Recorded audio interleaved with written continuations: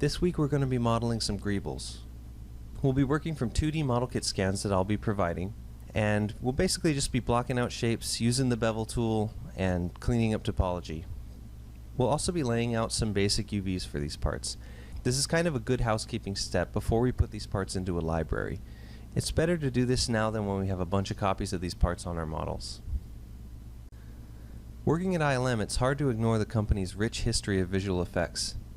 Seeing some of the models in the hallways really makes me appreciate the artistry of practical model building. To add detail and scale to their models, these artists used a technique called kit bashing, where they would take parts from model kits of anything from battleships to planes, tanks, or race cars, and use them out of context to add visual interest to their models. While researching the Millennium Falcon for The Force Awakens, I stumbled upon an entire community dedicated to studio-scale model building called the Replica Prop Forum, or RPF for short. I discovered that these model builders had identified and cataloged all the model kit parts used in the original Star Wars trilogy, and had collected these kits to build their own replicas of these models. I became obsessed and spent the next year using the reference they had collected to model a CG Falcon of my own. If you looked me up before registering for this class, you may have found my blog FalconA, which catalogs this build process. I even went so far as purchasing a few of these vintage model kits for myself. One of the spoils of this year-long endeavor was my own Greeble library of vintage model kit parts. In this lesson, we'll be working together, using the techniques I used to build Greebles for my Falcon, to build our class's own Greeble library that we can use to add kit bash details to our models.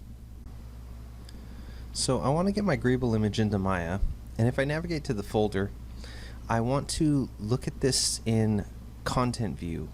And that will give me the dimensions of the image, which in this case are 1460 by 472.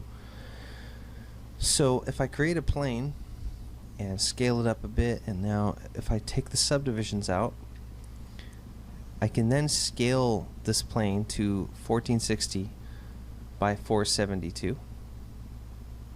And now I can just uniformly scale it down. And this will match the dimensions of my image. So now I can assign a new material, and just call it GreebleRef Mat, and call this plane GreebleRef Plane, and then I'll go ahead and put this on a layer and call it Ref. So now if I go back to the attribute editor and click on the color and attach a file, I can map Greeble00 to this image. So now I'm just going to pull it up, and I'll dial the transparency up so we can see through it. And I'll set my new layer to reference. Cool, so now I'm ready to start modeling. So I'll start with this piece on the left, and I'll create a cylinder, rotate it by 90 degrees, and just scale it up. And looking at the side view here, I kind of want this curvature of this top like kind of arc, but I'm going to overshoot it a little bit just to be safe. And then I'll scale this down and scale it out and move the verts back a little bit, and then I'll actually move the center line so it matches that ridge on the top. So I think I'm going to actually end up splitting these edges, and then I'll bring the edges to the very side and snap them together and then scale them out. And now I have kind of the basis for this shape.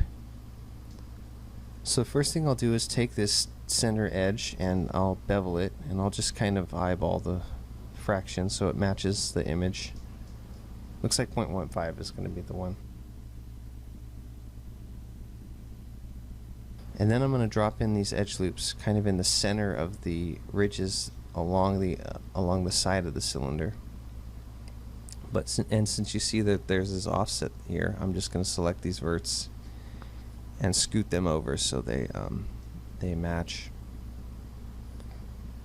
So now I'll drop in some edge loops to represent some of the other features here.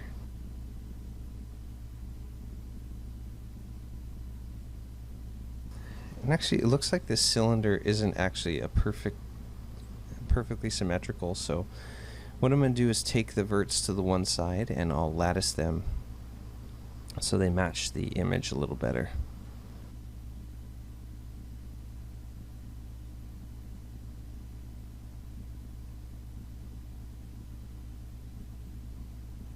I'm getting a little too much curvature there, so I'm just going to scale it down a little bit.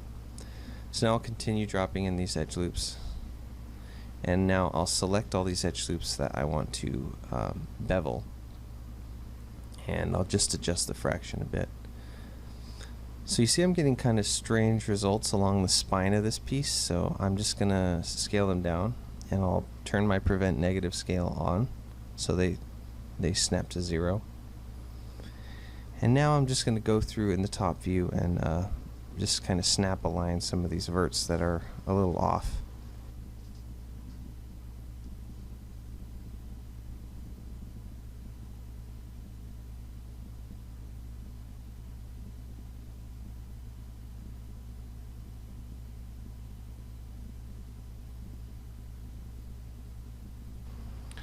So now there's this feature over here that kind of cuts into the side of this cylinder. So I'm going to go ahead and model that in.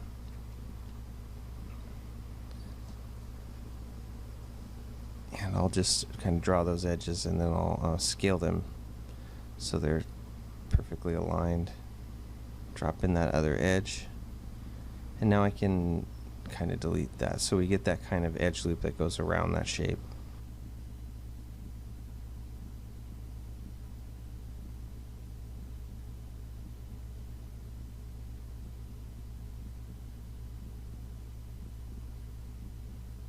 Now I'm going to select all the faces that I want to do my first extrusion.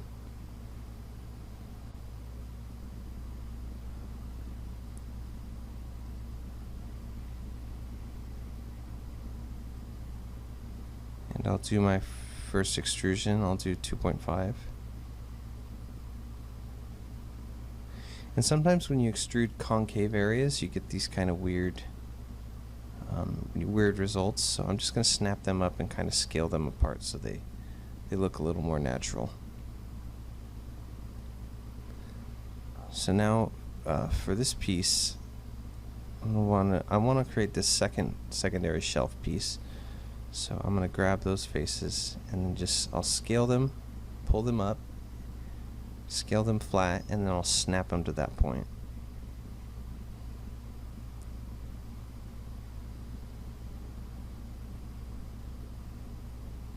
And then I'll just run a merge. You'll notice I'll be merging a lot in these. And actually, I think that I want my first extrusion to kind of be more at the halfway point of that second one. So I'm just going to grab those verts and fix them. Fix the transition a bit. So now I'm just grabbing all the faces and then deselecting the faces in the center and deleting all the faces kind of around the side, because I'll address that area later. I'll drop in some edge loops to represent these last raised parts.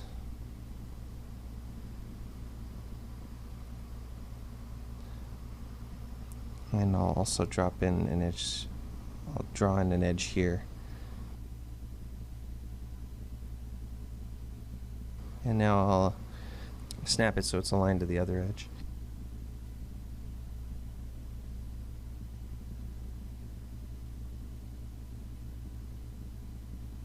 Now I'll just grab the faces and extrude. And then I'll again delete my side faces. Well, so we're starting to get a pretty interesting shape. So now I need to build out this part on the edge, and it's kind of like this raised boxy area. So I want to kind of create that shape along this edge first before I extrude back. But there are some places where I'm going to run into problems, and these are one of them. So I'm going to go through with the append polygon tool and just kind of create some faces so that when I extrude straight up, it won't cause me problems.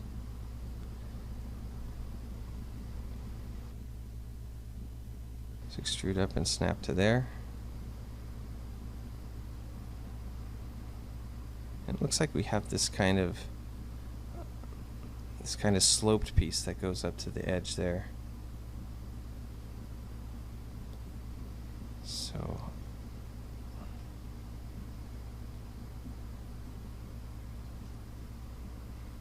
just gonna grab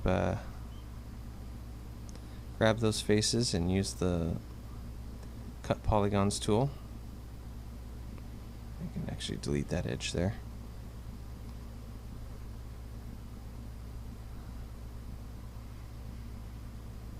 I can move that up to represent that kind of a slope. Now I just use my multi-cut tool to kind of draw that edge out and connect it in that corner there.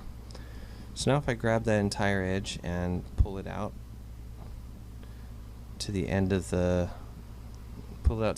part, you can see I've already got that shape that I want, but it took a little pre-planning to get there. So it looks like this part comes up and over this edge too, so we're just gonna extrude this up, kind of eyeball that.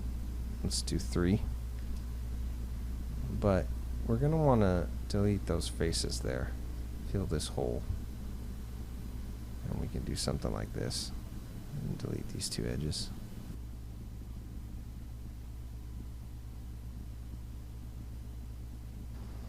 I'll just draw in an edge loop there that we can move around to match where that slope starts. And I'll delete these faces and just append the polygon. And then I can fill a hole here.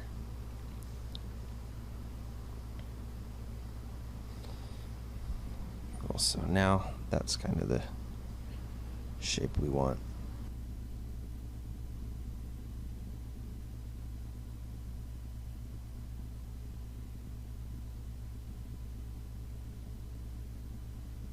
So I just want to continue that slope. It looks like it goes all the way up.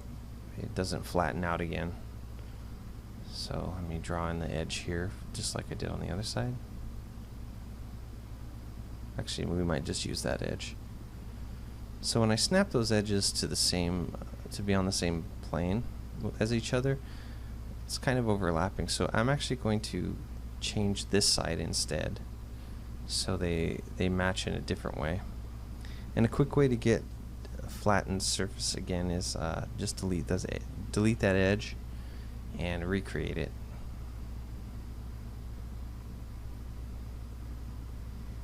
Oops.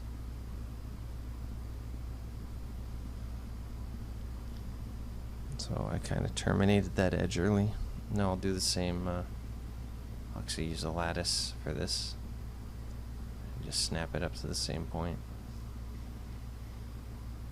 So now we have 2 slopes on either side that match each other.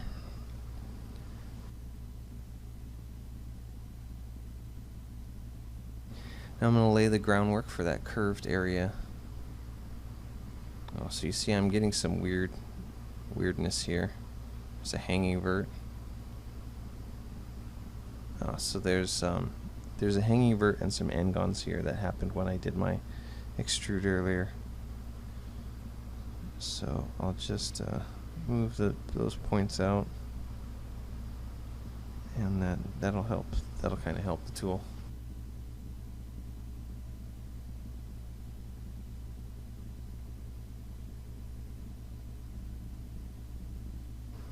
So let me just connect those edges, and then I'll delete those extra edge loops. Let me just extrude this up. And then I'll delete these edges on the corner to get that kind of curve shape. And then I'll just roughly eyeball the curve shape that I want.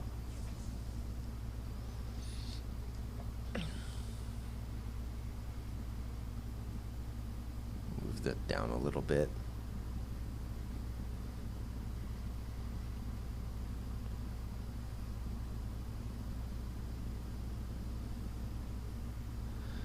Extrude this up by 2.5 so it matches, and then I'll use the append tool to recreate that slope because it looks like it goes over all the pieces. Let me fill the hole, and then I'll just connect these edges. I can connect them like this.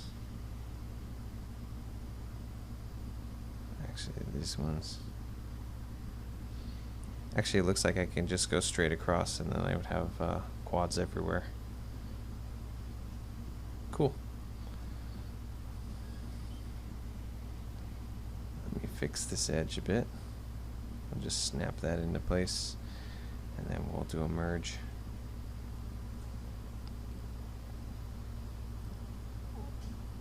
And now let me extrude these edges down.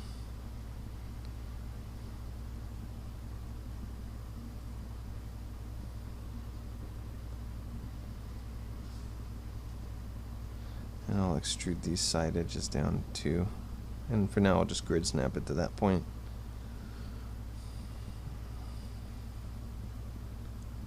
So I'll append in some of these places where I know I'm going to have problems.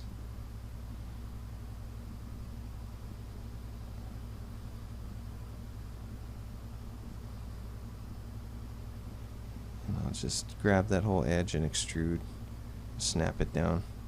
But you can see we're going to have these edges that are on top of each other here, and we're going to need to fix them. So how I'll do that for now is just delete these faces.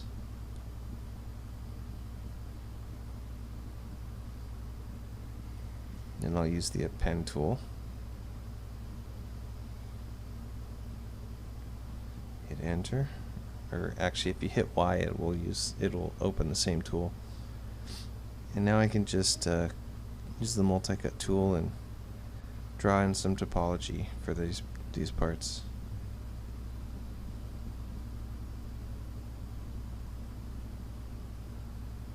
And this will probably end up changing later, but this is just a temporary fix.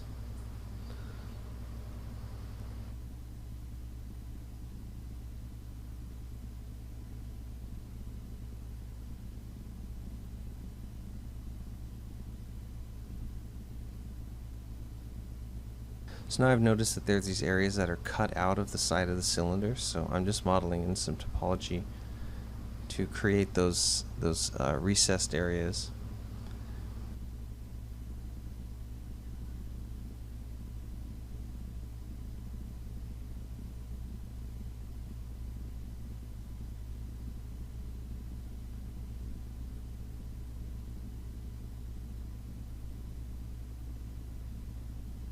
Now I'll just delete the edges I don't need once I connect everything. And grab these faces. And then I'll just hit the extrude and W and then scale them down and snap them. I'll append this so it's all connected. And then I'll just draw in some topology here.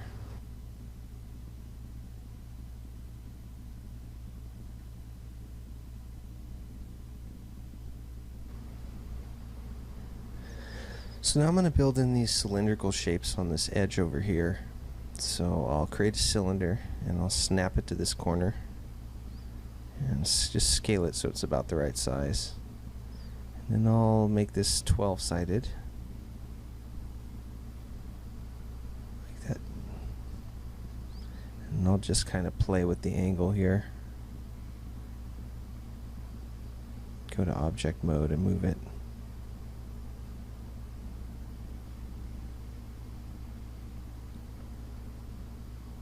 So it looks like maybe about 60 degrees would work. So let me look at this in the side view now. And 60 actually looks pretty close. So I'll go ahead and change the pivot to that center of the cylinder's cap, and then I'll just kind of move it into the right place so it's totally snapped on that corner, and then I can just eyeball the angle a little more.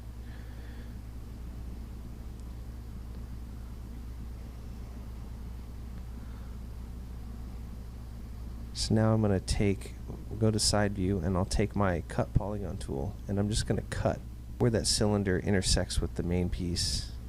And then you see I got these tiny faces here. I'll go ahead and delete those, and I'll merge those points to center. And I'll just make sure that these edges are perfectly aligned with that, with the top of that shelf area. So now that I've got a shape I'm pretty happy with. I'll make sure the pivot's there, and I'll go ahead and duplicate and move these to line up with the image.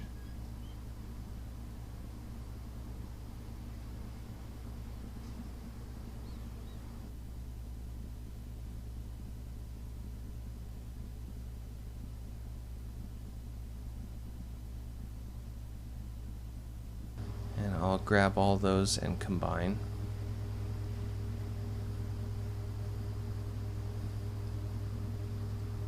Then what I can do is use the append tool and just sort of connect these, the topology. And you notice I'm skipping the center edge, and that's because we can use the fill hole tool to fill all those. Just do that again really quick.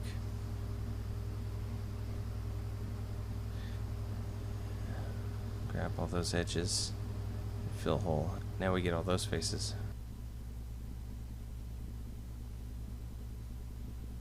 So now I'm going to grab these edges on the side and I'm just going to extrude them and snap them. So now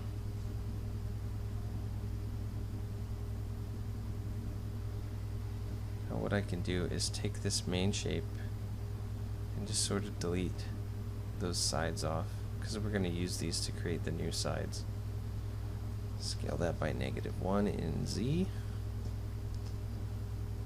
And I'll move the pivot point to that corner.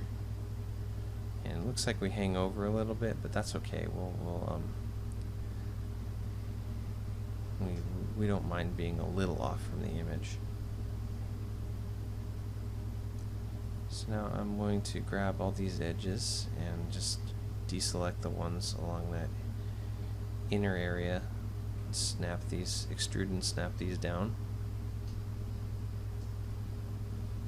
And now when I combine and merge everything, oh, we got this problem over here. So I'll add these edge loops in over here, since we have some edge loops that are kind of just hanging there. Create edge loops, and then I'll just snap these points to grab these 2 points and just merge to center. So let me then add these edges to this side as well. Just grab these 2 points and merge. And now I can grab those edges there and fill hole. And now we can triangulate and quadrangulate. So now we have like our piece with those added cylindrical bits. And now I'm going to build this, this sort of area where it bolts together. Presumably it's a seam in the center. So I'll start with a sphere for this, because it's got that kind of rounded edge. And I'm just going to try and match the thickness here. And we'll do the subdivisions at 12 and the height at 8. So let me extrude these out. And then I'm just going to extrude and merge those faces to center. And now I've got kind of a flattened end to this cylinder piece I'm making. I'll extrude and I'll scale down the face and then drag it out to create the bolt. But what we're going to want to do for the bolt is actually delete every other edge on the bolt part.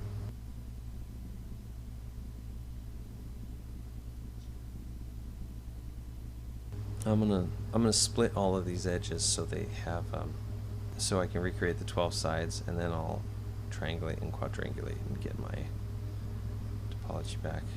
Now I'll just extrude and merge the center, and now I'll get my my edges going all the way to the center of that cylinder. Kind of just crash this into the surface a bit.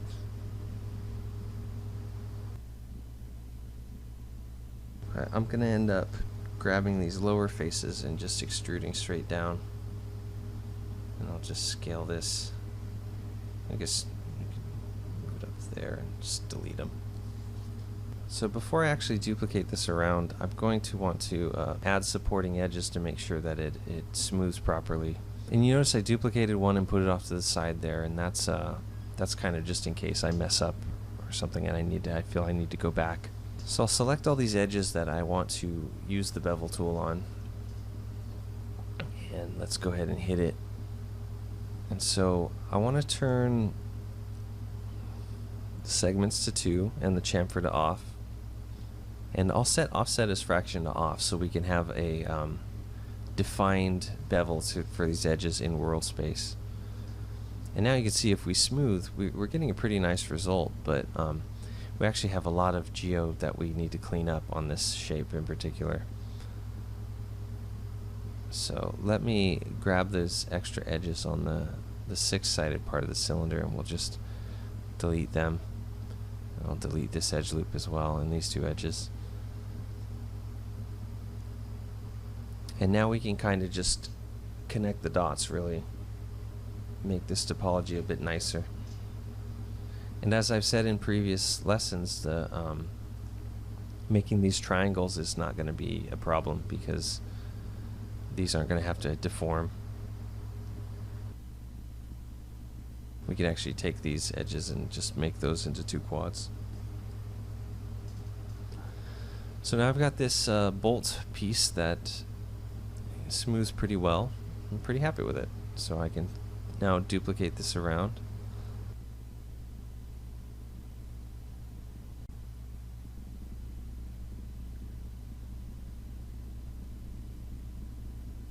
And then we've got this one on the end here that's similar shape, but it's a little different. So I'm going to scale that down and just kind of try and match that shape a little better. And I'll add the supporting edge there. And then what I'm going to do is just take all these verts and just snap them into the side there and move it. And I'll add the supporting edge there and delete all these edges that I don't need. We can even delete those so it's quads. And I'll delete history, and now I've got that shape. So let me just move that into place, and then I'll make some more adjustments to the vertices just to make it the right dimensions and stuff. I can delete that extra copy that I didn't use. And I'm actually going to reuse this piece, rotate it by 180, and then I'll place it here. Scale it a little bit. Move that down to there. So that's looking pretty good.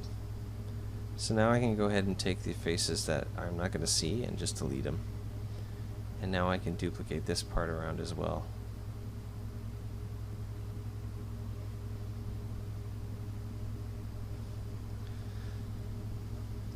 So the last additional piece I'm going to need is these bolts that are kind of in that little area there. And I'll just line them up and delete the faces I don't need. I'll center the pivot just so it's easier to work with. And I'll duplicate it around. And then I'll just grab the 3 bolts and move them down, just kind of eyeball it. So now I have that piece. Let me create these sort of pipe pieces.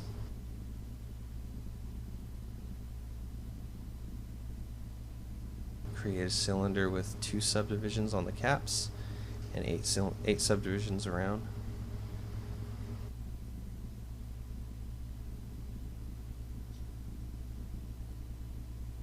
And then I'll just delete the faces on the bottom that I don't need. Grab the faces on the top, shrink selection, and just extrude that down. And now I'll grab these 3 edges and use the bevel, and I'll use our values that we'd used earlier. So offset is fraction off, offset of 0.4, and then 2 segments and chamfer off. So I can duplicate this piece around.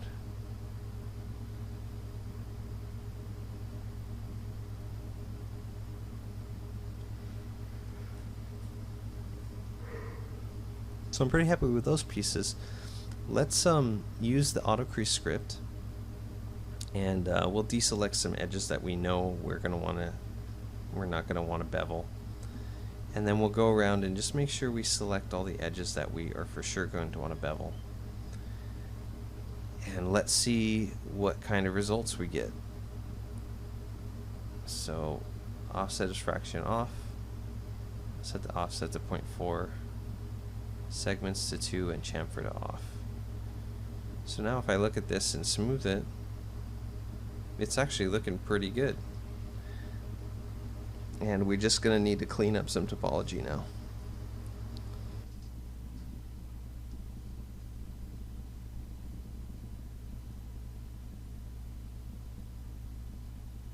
I'll just go through with my multi-cut tool and do that. And you'll see me, I want to align all these, align these verts so they're kind of perpendicular to the edges. And then I can delete edges that I don't need to continue. Basically, anytime I see an edge that continues across a mesh that doesn't really need to be there, I like to get rid of it.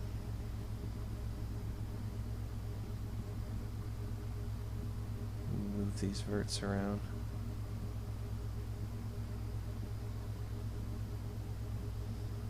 And this whole making the verts perpendicular to the edge thing is kind of a personal preference, but you don't really need to do it. And you can see, since this edge loop kind of went around the corner and it didn't connect to basically two edges, it did something different. So now I have to kind of create the result that I want there. Just snap those up into place though. So that's looking pretty good.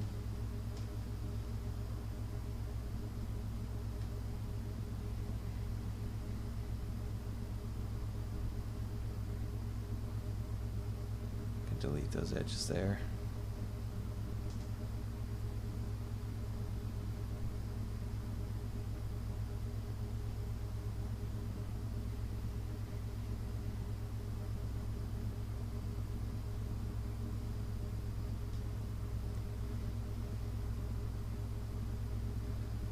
So I'm happy with that side. Now I've got a lot of these sort of junctions here on these shapes that I'm going to have to do, and it's going to get very tedious, but I just kind of have to go through it.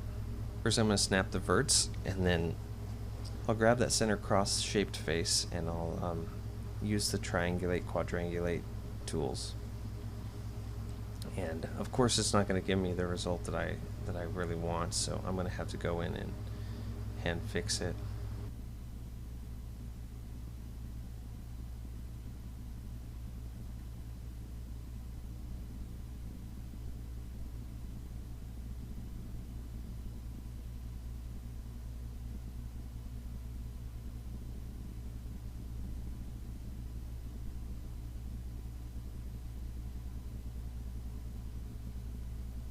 So I'm thinking these edges I can actually collapse.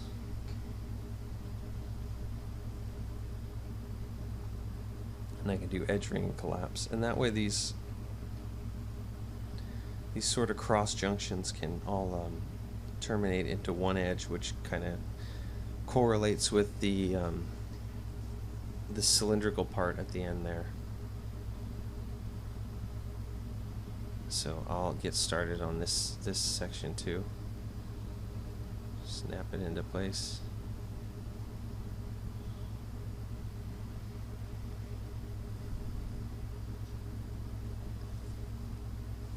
Speed this up. Once again, that didn't behave properly, so gotta go in and fix it. And actually, it's created these edge loops along this this crease, kind of where the cylindrical part meets the flat part. So, but I think I'm going to want a smoother transition there, so I'm going to just grab those edges and delete them. And then if I look, it is kind of a nicer look that they just kind of smoothly transition.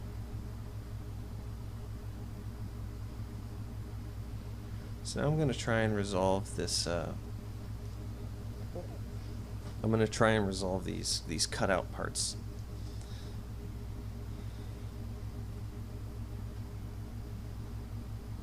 I could try and do this, but I think I'm going to end up getting some pinching on the corner. Yeah, it's looking kind of weird. So I think what I'm going to need to do is continue this edge along here until I reach a flat surface, and then I can terminate it into a corner. Delete that. that part of it's looking pretty good.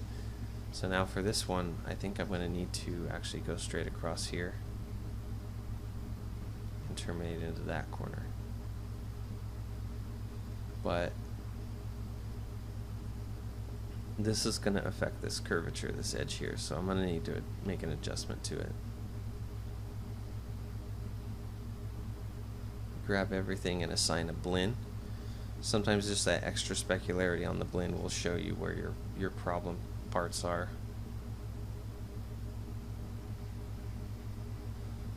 And if you hold shift and right click, there's another marking menu that comes up, and one of the tools in there is actually edit edge flow, and sometimes that can give you good results if you need to adjust the flow of an edge. But in this case it didn't really work for me, so I ended up not using it.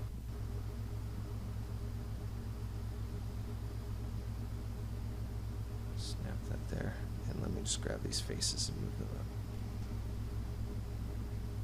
So you can see we've kind of just adjusted that curvature manually.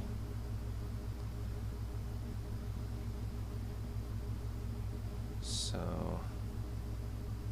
I'll continue with this for now. You see, I like to kind of hop around when I'm doing this stuff, and it's really just kind of me getting sidetracked. Collapse this edge, and then I can collapse this, go to edge ring and collapse here.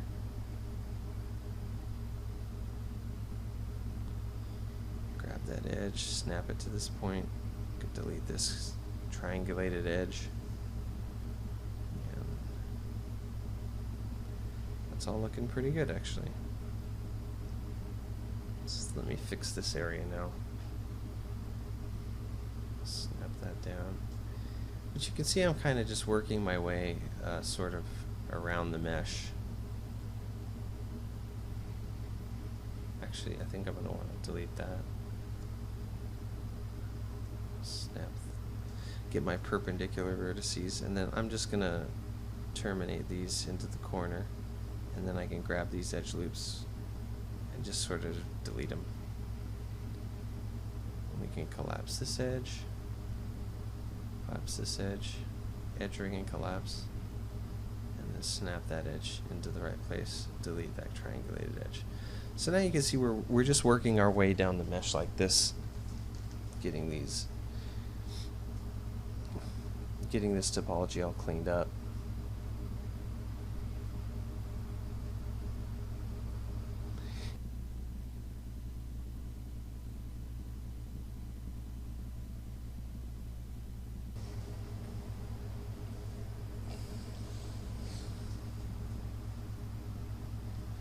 Very tedious work,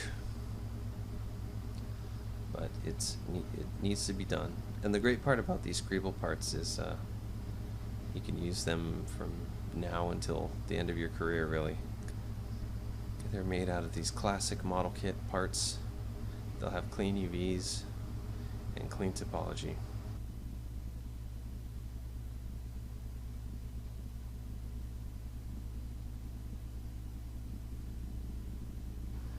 So now let me resolve this area as well.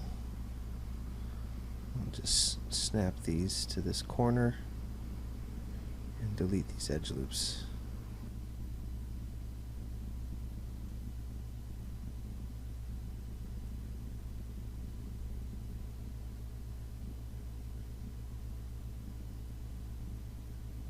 So this time I'm actually just gonna select the edges I don't want and delete them.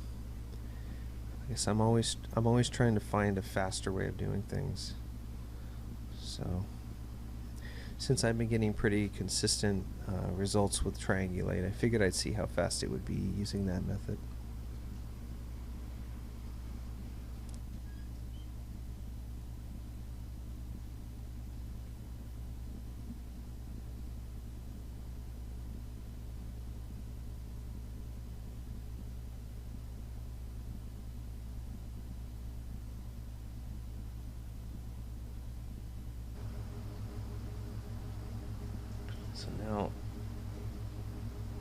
now over here, I'm gonna just I'm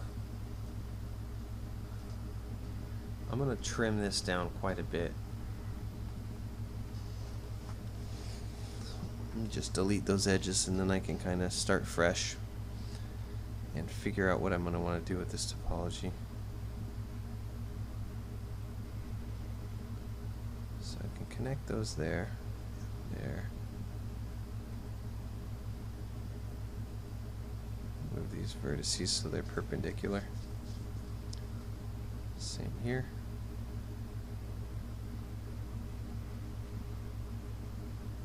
Now I can kind of just connect them like that.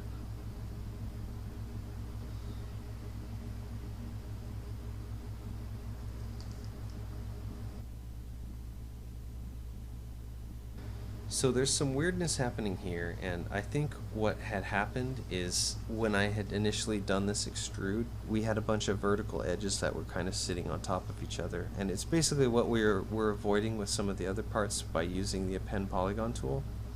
But for some reason I messed up and I didn't do that same process there. Sometimes if the tool acts finicky, you could just complete the edge you're working on and then just brute force it later. Oops. I'm going to want to be careful what edges I'm actually deleting here.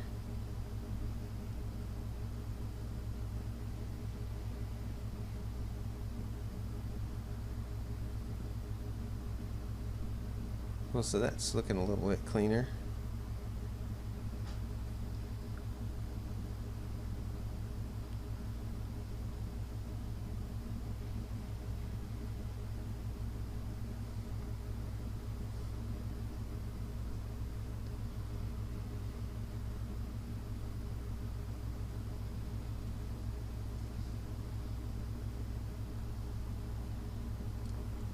Just moving and snapping, make sure everything's all aligned.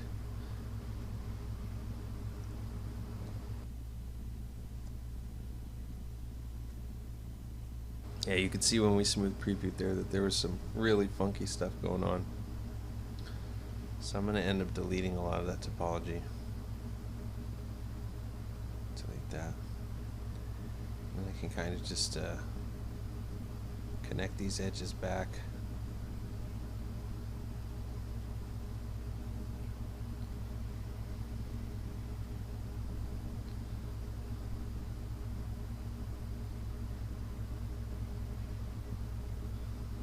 Oh, you can see we got that extra edge there. Let me just delete that. And I can go in and move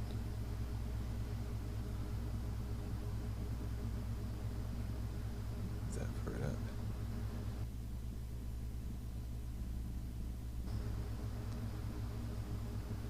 So I can move that sort of piece into place. Delete that edge.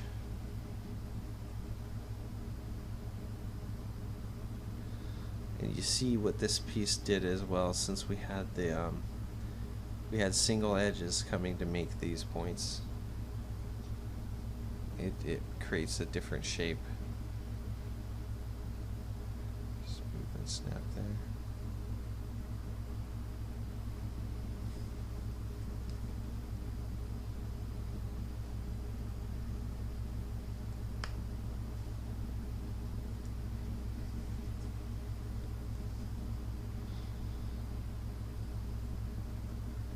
So now I got that side of it working pretty well.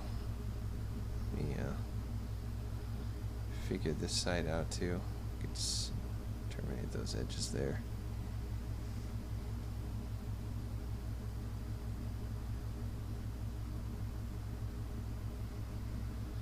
Notice I'll take any chance I can to lighten up topology. Basically, if it's not contributing to a supporting edge, I might just get rid of it.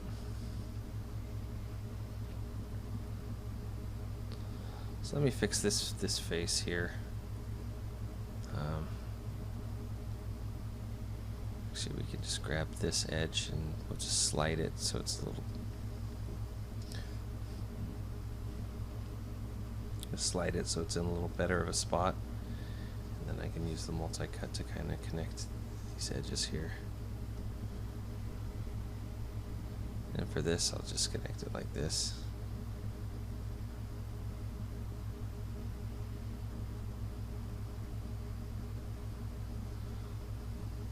Cool, so now that's kind of that area there.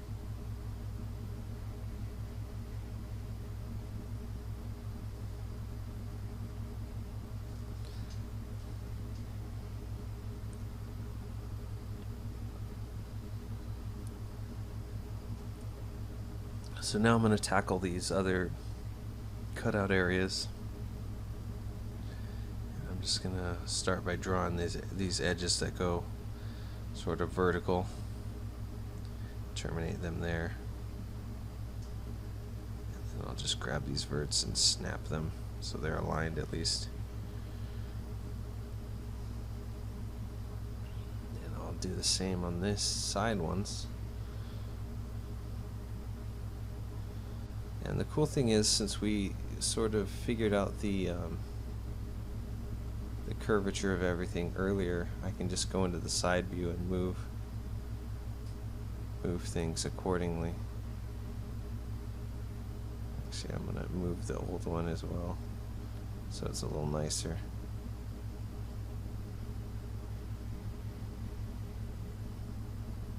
Like that, and just move that piece up. Snap that piece down.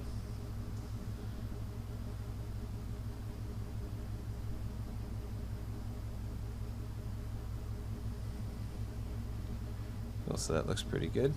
I'll just repeat those steps for this one and speed it up.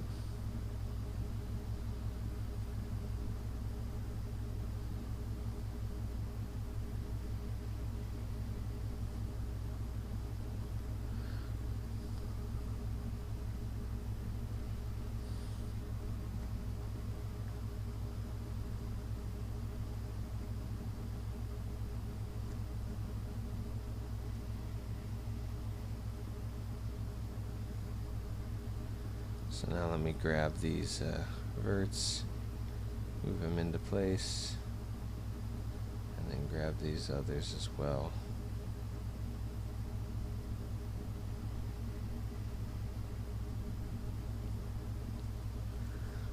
And now that one's done.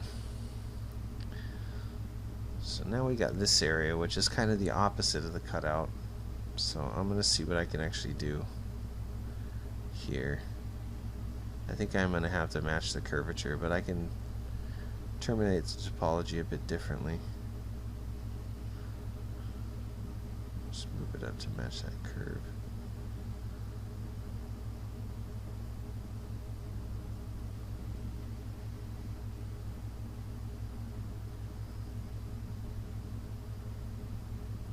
Getting a weird kink there. So I think I'll actually move all that back.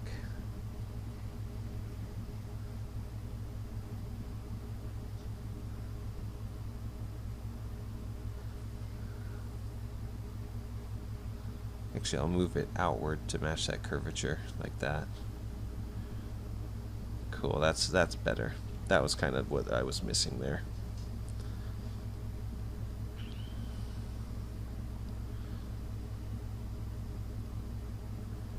Got some funkiness up there. Let me take care of that.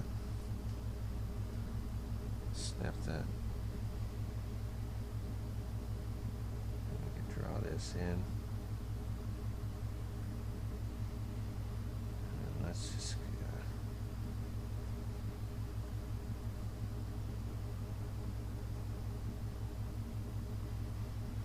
do the same on this other side.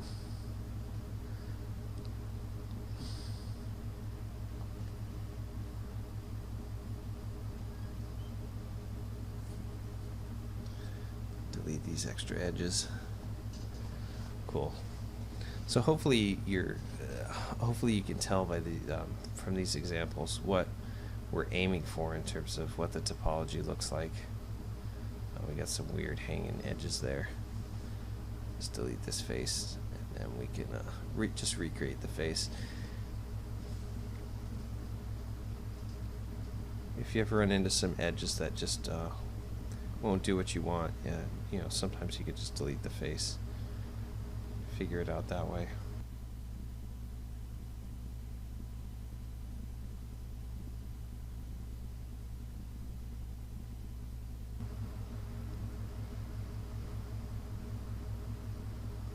Connect that there, like that.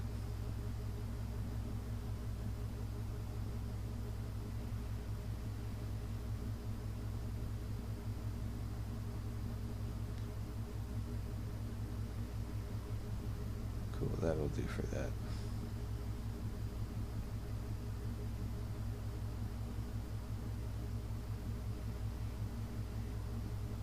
Alright, so now it looks like I missed this area when I was doing my beveling, so I'm going to have to kind of recreate what that would have been. So I'll use my Control-Shift trick to do the 90-degree angles. And I'll use the same thing here. Just use it like that, yeah. The cool thing is, like, you can kind of use that trick to continue the angle that an edge is going at. It's almost like it does, instead of 90 degrees, it does like 180 degrees. And it'll just continue it along. Just kind of, it's actually kind of awesome, an awesome feature. It's better than eyeballing it anyway. Just delete that edge there.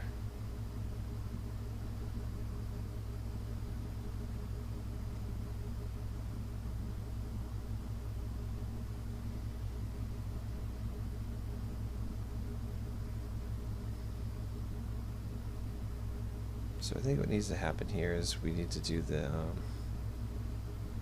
and you can see I'm still kind of strategizing how I'm going to do this part, but in the meantime we can sort of connect our other edge. So I'll draw in the rest of that, those edge loops there, and then I can kind of fix up this backside of the piece. That into place. I can actually collapse these edges, get it to the center.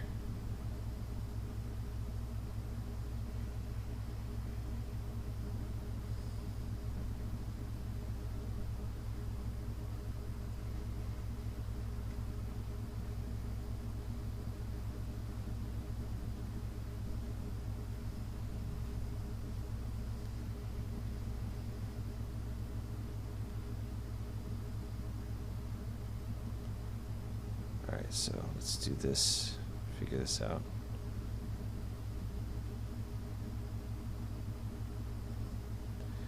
So you can see I just sort of created the straight edges, but I ended up figuring out what this needs to be. And I can actually delete those edges there.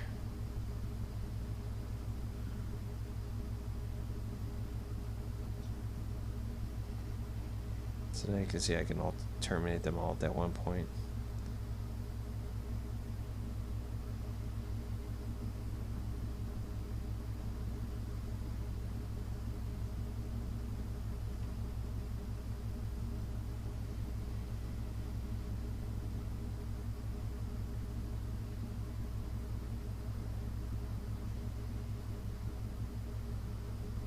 Delete those edges as well.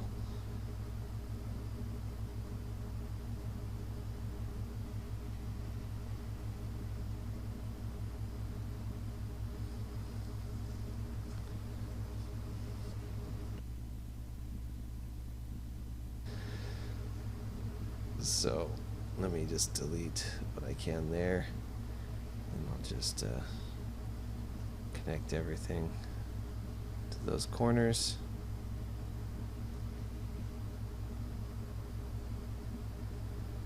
Actually, those will connect differently.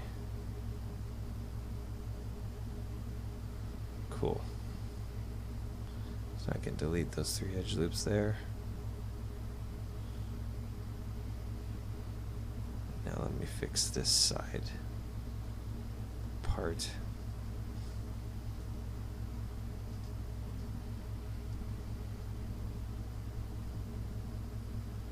Let's terminate those there. I think I can get rid of this edge loop somehow. Yeah, let's go ahead and terminate that like that.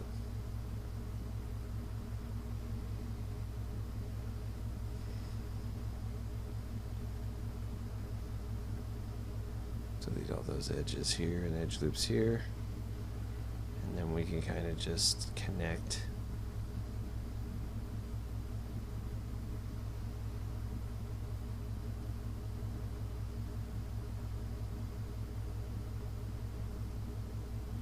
well, so now all those edges are connected.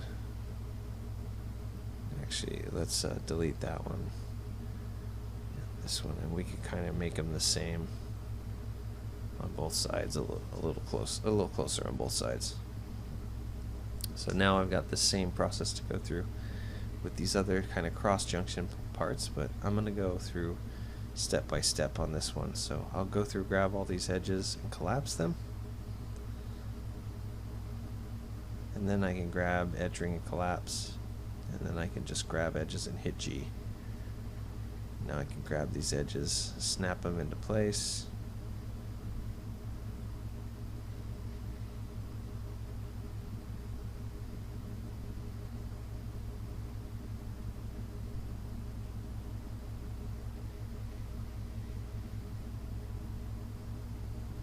Just go ahead and terminate those into that corner.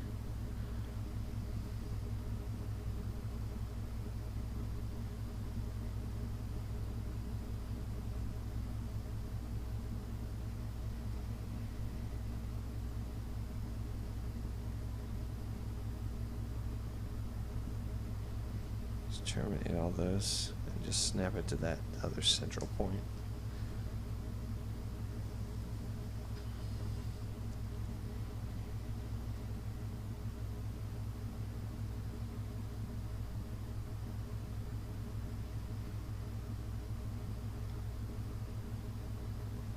And you see I'm thinking about, yeah, I'm going to delete those edges as well. Just multi-cut these.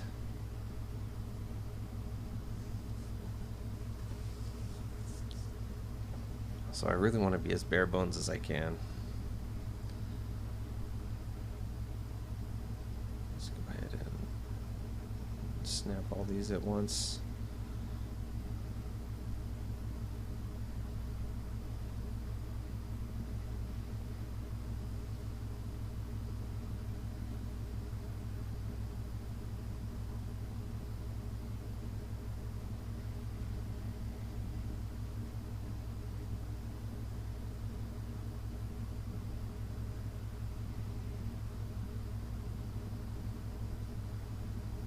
Grab these parts and just triangulate, quadrangulate. I'll just actually leave it at triangulate and then just delete the edges I don't want. I can grab these edges and just sort of snap them again. Snap them to that point.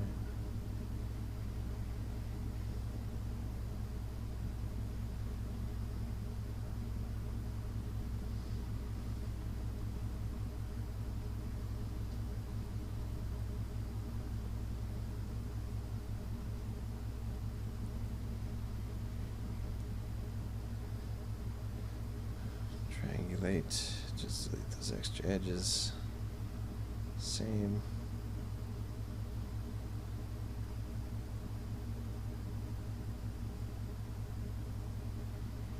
Actually, for this one, triangulate, quadrangulate, do the same thing. And let's try for this one, just actually drawing the 4 edges. And we'll just do that for this one and these last ones as well. I think it ends up being a little faster that way.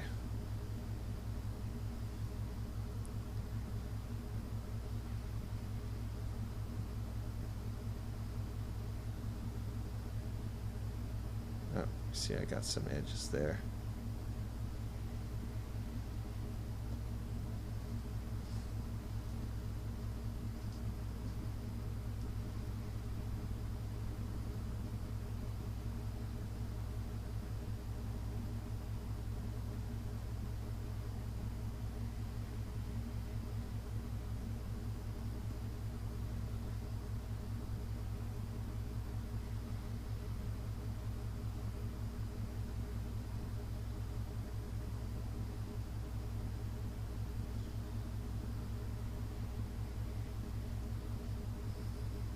just kind of connected all those edges back.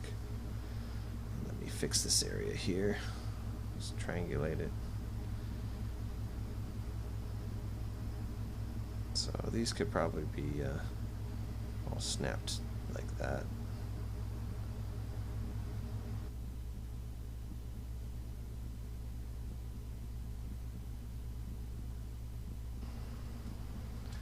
So we can do something similar on this side.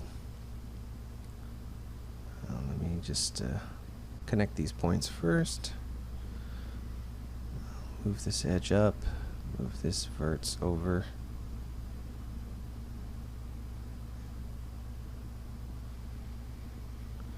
And let's just delete these edges for now. Snap these verts. Snap align these verts. Let's just connect these edges.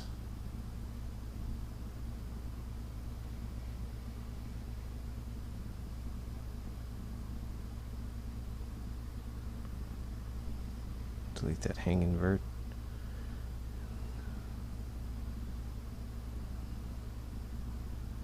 Cool. Delete that extra vert as well. So it looks like the last place we really need to adjust is this area along the spine of this thing. So I'm just going to start connecting these edges.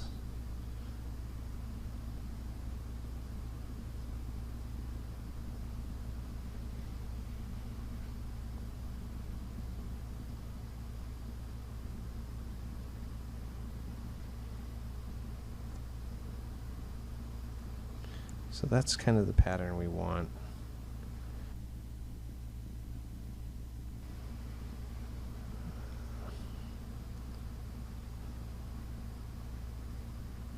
Looks like it didn't draw that edge for whatever reason, so gotta redo it. But it's kind of like you make the shape of a single quad between the two, and then like a frame of quads around it. So keep moving on. This very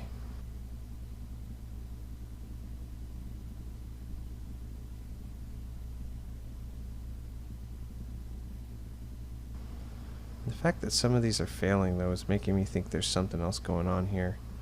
But we'll have to, we'll check for angons and stuff later.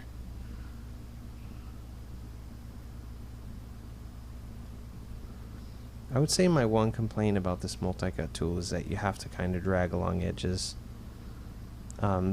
Before this, there was another tool. I think it was in the Maya 2013 or so, where you kind of clicked on the verts themselves and it created an edge between them. But this one's a little more, requires a little more precision.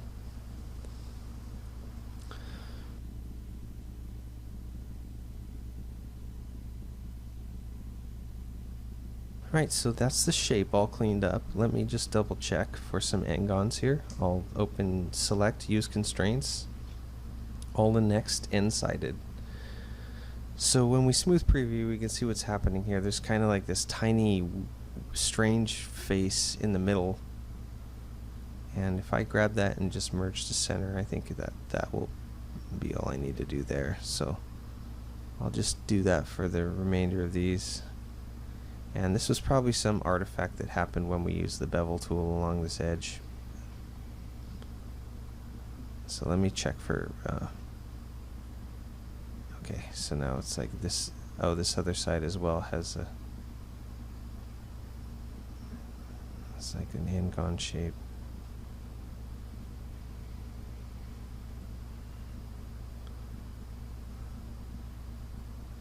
But this is a good check to do. As I said, angons, triangles are not a big deal for hard surface, but angons, sometimes they have a tendency to shade wrong.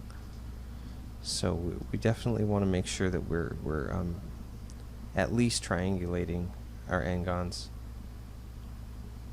Let's try this.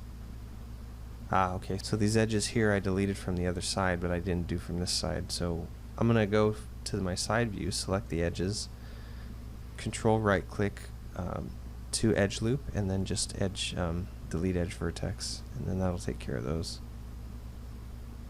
Let me merge those as well.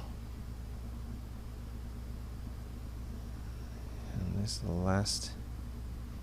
last n-gons are over here. So it looks like there's this, oh, there's these two edges there on both sides. And now we are selecting nothing, so that means we are clear of n-gons. So now I've got all my parts, and there's really my finished part.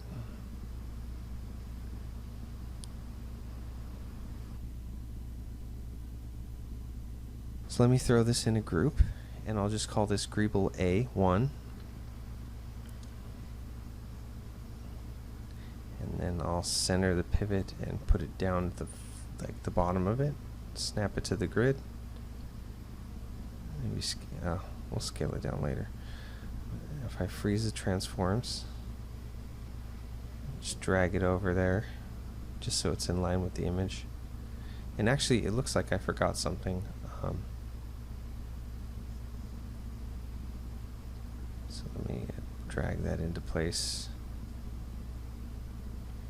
It's these little kind of cylinders, these little cylinder shapes in there.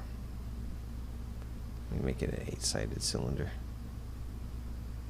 Just, I'll extrude this down, but extrude that down for now. So let me drop this down into place. And actually, I think I'm going to just delete everything but those top 4 faces.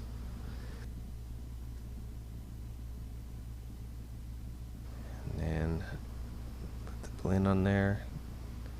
And we could just duplicate this over.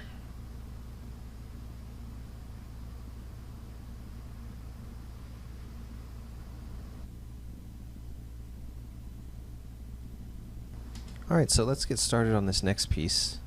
I'm going to start with this cylinder, which will be this kind of end cap piece. And I'm going to make it 12-sided with 2 subdivisions on the caps. And I'll just grab these faces and scale them out to kind of match that raised area there. So now I'm going to create these kind of tube elements with cylinders, and I'll set them to 90 degrees, and then I'm just going to kind of overshoot where these intersections will happen, and we'll cut them down and sort of glue them together later. So I'm going to set that to -90, and actually I'll just do the one side for now. So let me move this. I'll just do the one side for now, so let me move this down here and scale it in a bit. And then I'll duplicate it for this last length of tube. Okay.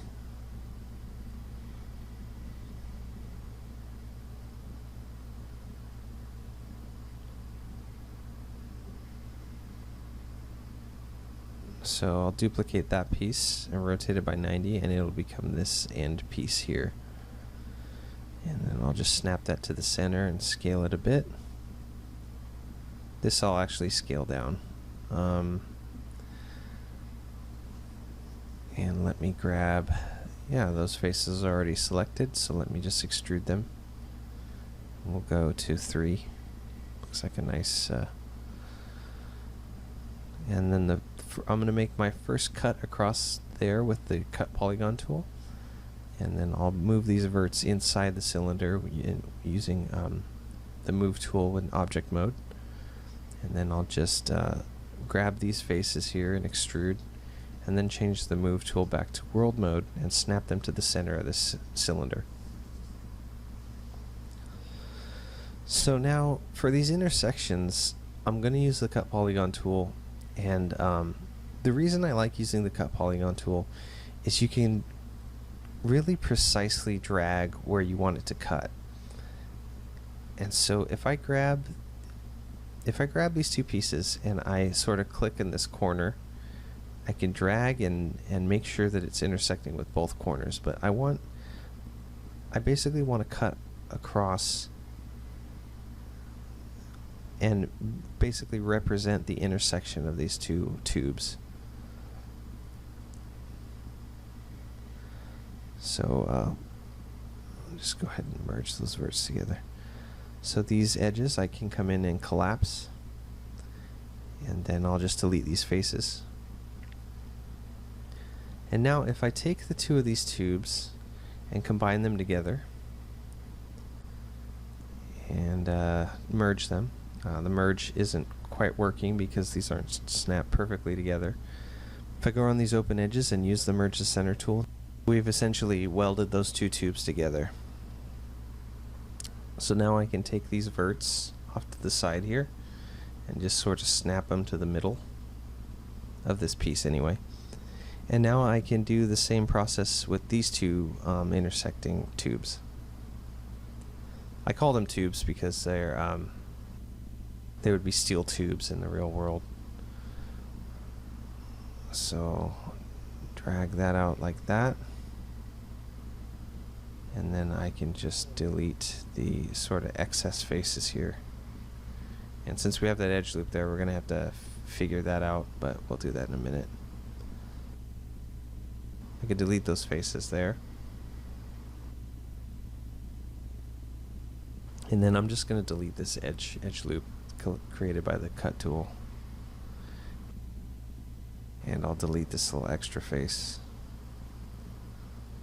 And you know what, let's go ahead and grab those edges to edge loop and delete. So now we've got these other two tubes. Let me just combine them both, and we'll do the same process with the merge to center tool. And actually with these two, I'm going to want to, I'll snap these verts over to this area here, and then we'll do them. Oh, so you're going to want to make sure that you don't have meshes or verts on the other side of the mesh selected when you use the merge to center tool. As you saw there, it kind of merged everything together. Excellent. So now we have our three intersected tubes, and this one's got this kind of weird angle on the end of it, so I'm going to just use a lattice to approximate that angled cut on the pipe.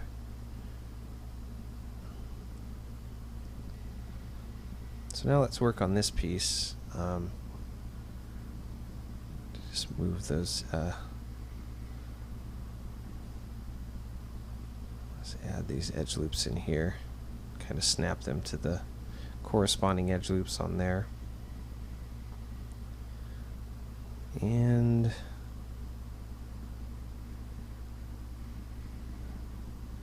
you take these faces here and we'll just extrude out.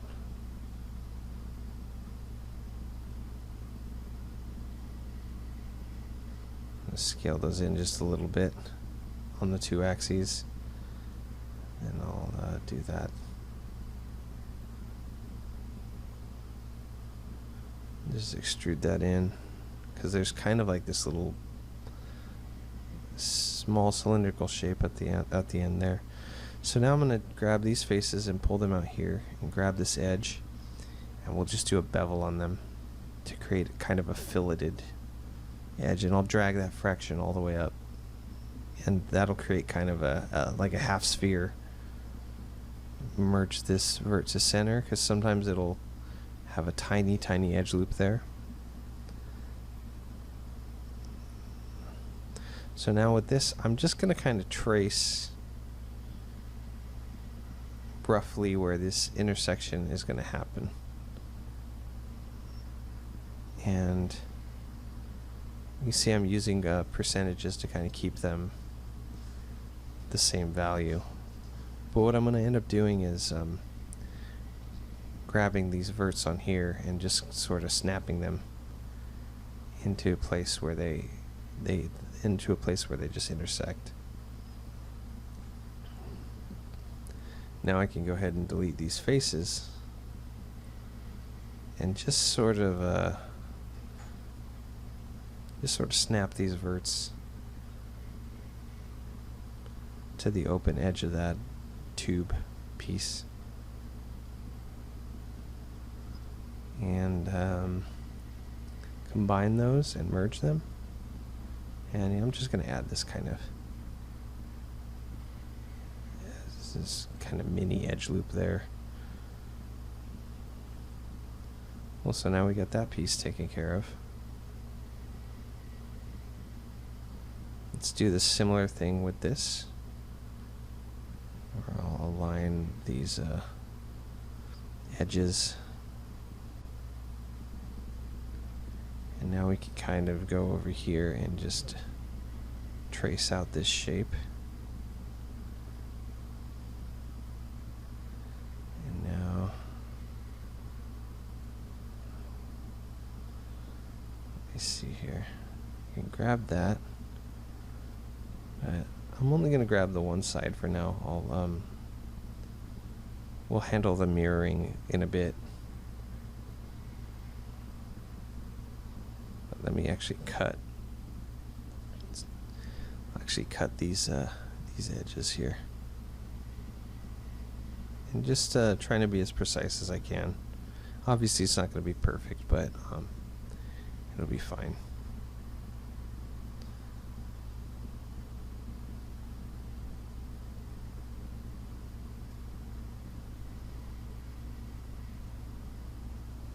Just go ahead and delete those extra faces. So those should be already snapped together. Let me just verify that they are. And let me then snap. I'll delete that. And then let me just snap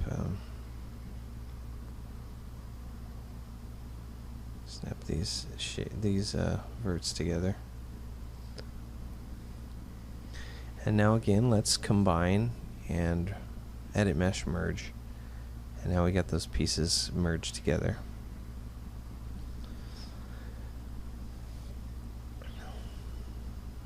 Actually, it looks like I have symmetry on. Let me turn that off.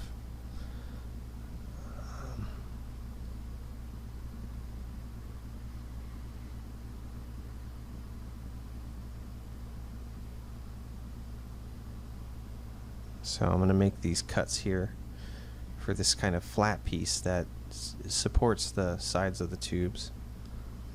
You can see there. And I'm going to go ahead and take these edges here and just bevel them just to give us some edge loops to play with.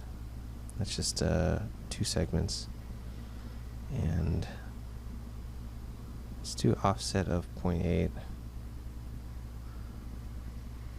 Anyway. So now we can grab these edges here and bevel them. And let's see, I think I'll go with 1.5 on the fraction. And then I'm going to go ahead and just scale these out, and then I'll snap this edge loop to that vert. And do the same over here. So now what I can do is grab these faces and just extrude, and then just kind of align it with the image best I can.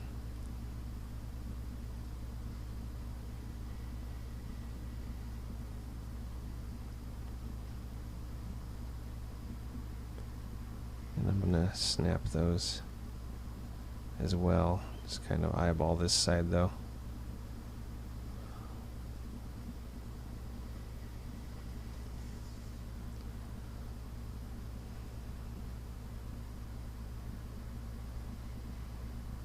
Delete my history.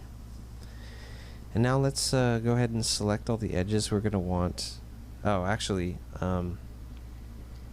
so this piece, I wanted it to be more of a bolt. It looks like a 6-sided bolt in the image. So I'm going to go ahead and grab every other edge loop on this side and delete. And then that'll create that 6-sided bolt look. And then I'll just split these edges, so that when I grab these n-gons and hit triangulate, quadrangulate, it worked on the one side but not on this side. So let me just get the multi-cut tool and fix these edge loops, or fix these edges. Get them. And now I can start selecting these edges that I want to use the bevel tool on to get our supporting edge loops.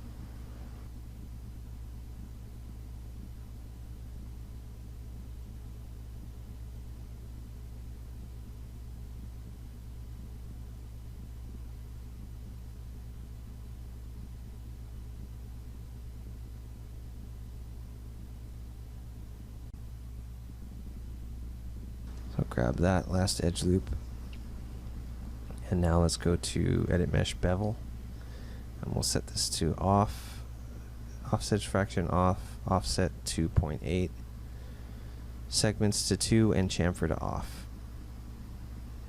So pretty good results. We've got a few things to fix though. First of all, let's go ahead and delete that that side of the mesh. And I'll just use the cut tool to add the supporting edges around there. But it's going to also need a supporting edge around this area too, so let me figure that out for the moment. And then I can delete these extra edge loops. That's kind of getting the shape I want.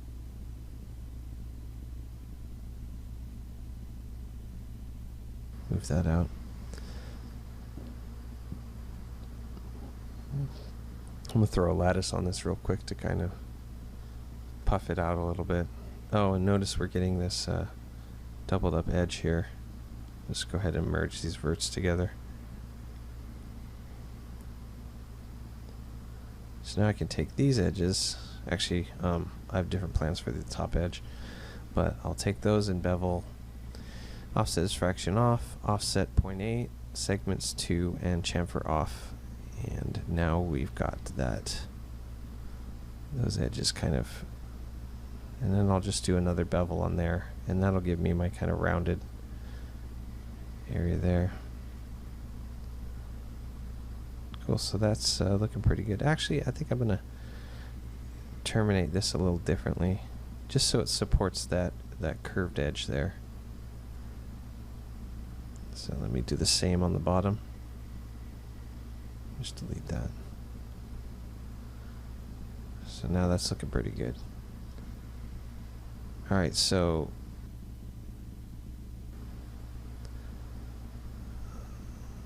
I got a lot of mess to figure out there.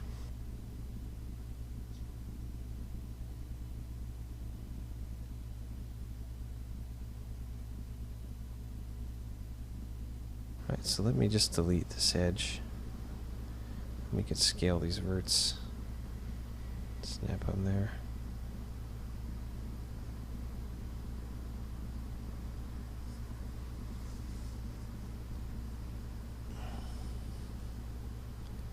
Actually, one of the things I forgot to bevel is this edge here. So I do the same thing. Offset is fraction off, offset to 0.8, segments 2, and chamfer off. And these edges look pretty close, so I'm just going to collapse them. Or collapse that edge loop.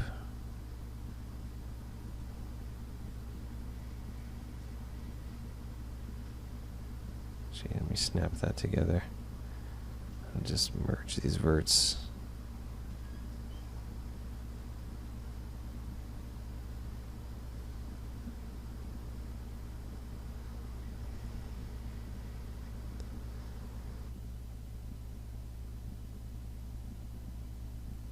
Let me connect those edges. So it looks like we got these weird shapes going around. And then I can just... Okay, so that's kind of a more simplified version of how this should be. Let me connect these corners. And then I should be able to... Actually, I don't want to do all those verts. I'll just do the center one. I can delete that edge loop. Oh, so now that area is looking pretty good. Let's figure out this mess. So that edge goes all the way. You snap that, and then I can merge the verts there. what happened there. And then, let's see, move that out. It's kind of hard to tell what's going on. Just do that there.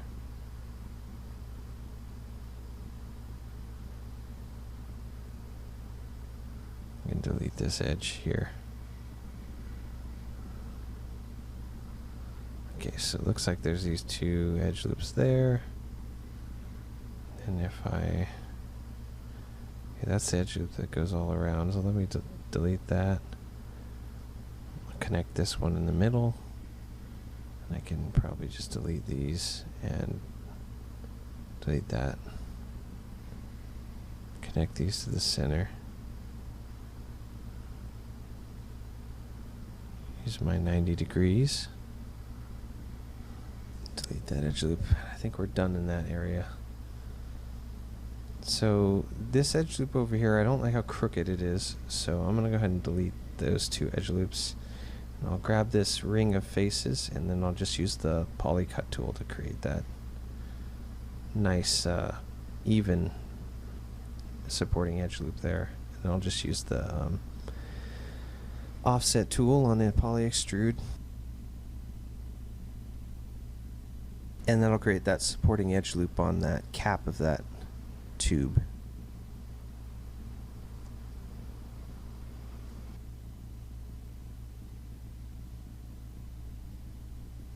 So now looking at these, I really want them to, they kind of all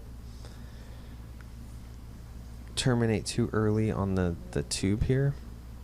Like I really want them to, I want that, so I really want that center edge to kind of meet on the top of the cylinder there.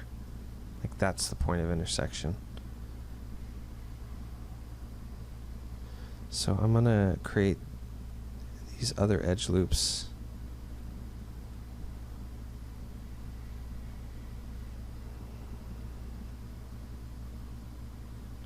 Maybe I said this a better way before.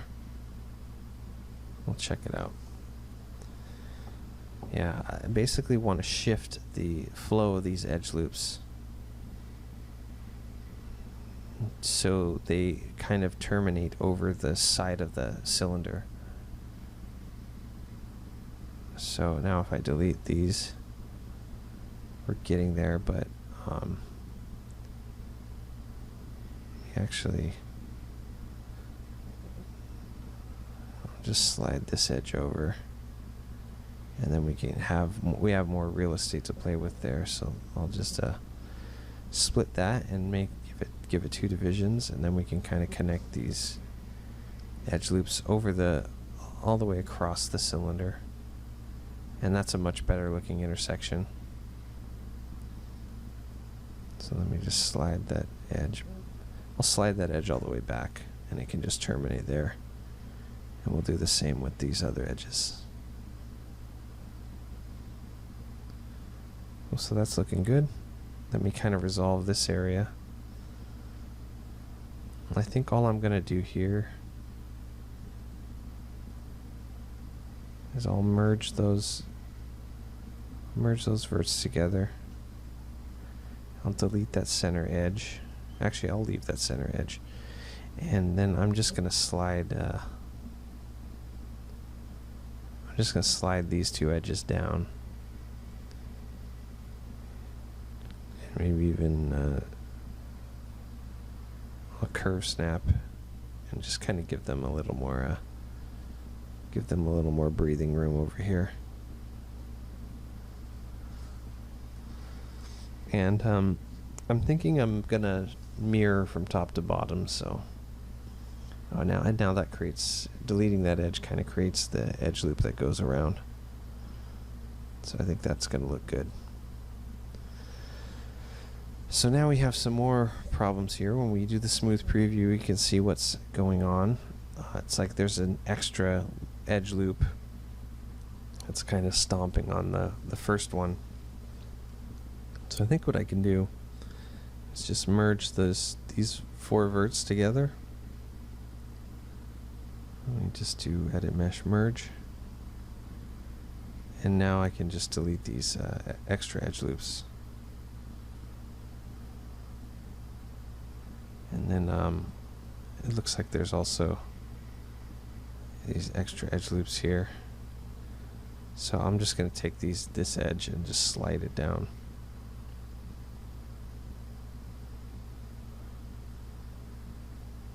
And then we'll just run a merge again.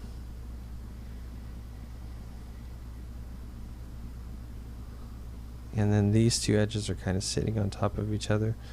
So what I'm going to do is just delete both of them and then just do another split, and that'll give me a more even thing. And then I'll just grab that edge and collapse the edge ring. So now we're looking pretty good there.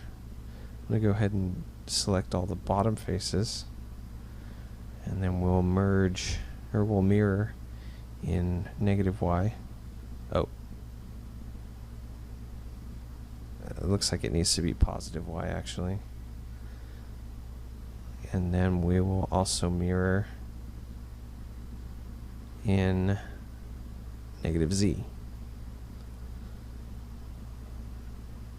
So that's kind of our piece. Let me look at the image. So it's not perfectly symmetrical, but that's okay. We can work with what we have here.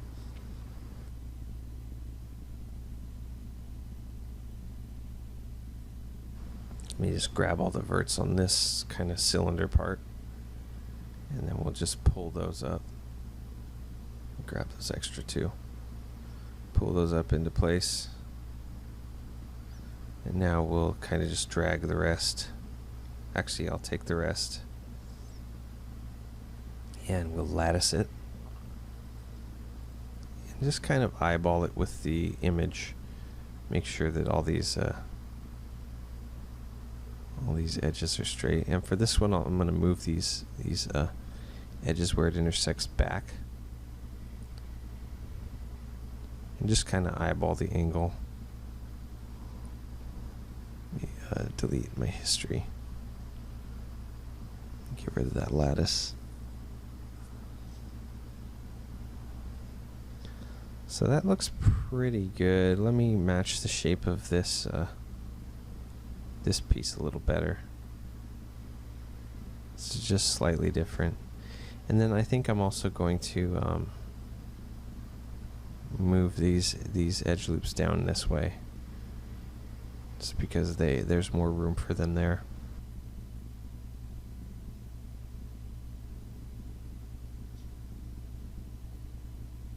And just move that supporting edge down that way so we get a tighter intersection point.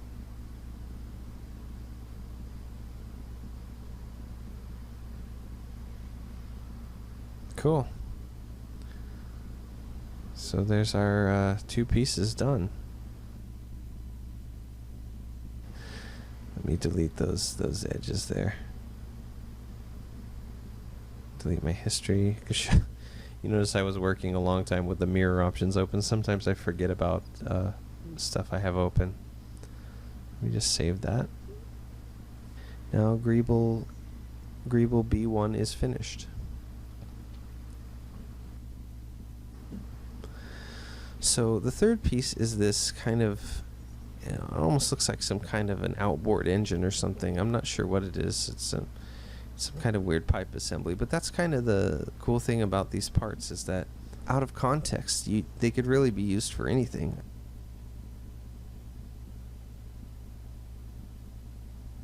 So this part of the concept's a little off axis, and I tried to make everything pretty close to axis for you guys, but something might be a little off. And what I did was I just duplicated that plane and cut the end off, and now I'm just kind of aligning it with the grid a little better. And I'll put it also in that ref layer, and now we've got a ref that's a little straighter. So I'm gonna make this 16-sided cylinder just because it's kind of like it's gonna actually become most of the main body piece here. And I'll go ahead and scale that out and just move that piece up. And you see when I'm making these adjustments, I'm looking at the side of the cylinder, like the very edge of it, and just kind of Just kind of figuring out the dimensions of everything. So I'll go ahead and scale that up and pull it back.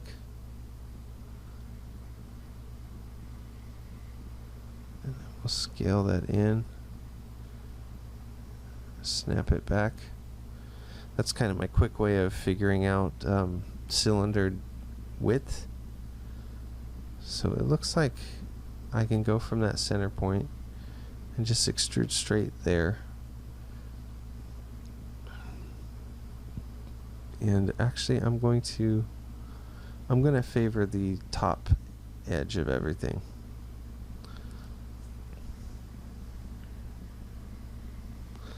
So now you can see what we're getting in 3 dimensions.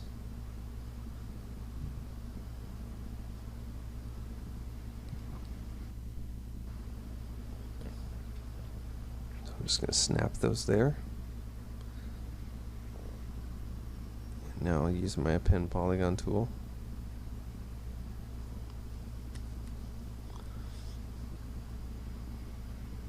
Sometimes those little arrows are a little difficult to see.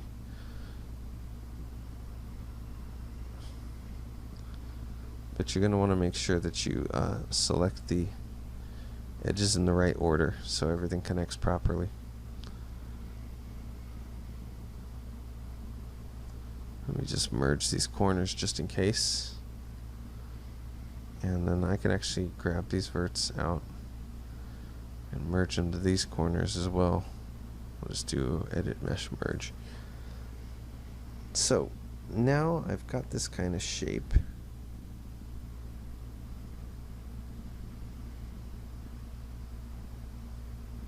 Go ahead and cut where that's going to need to be.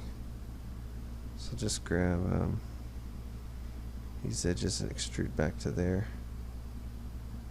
And do the same thing back here. Doing a merge. And now let me get, I'll scale that edge down and just pull it down here to be flat.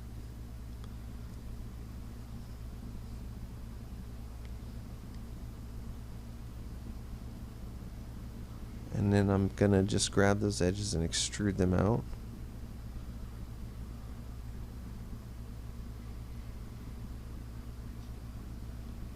Just kind of eyeballing that there.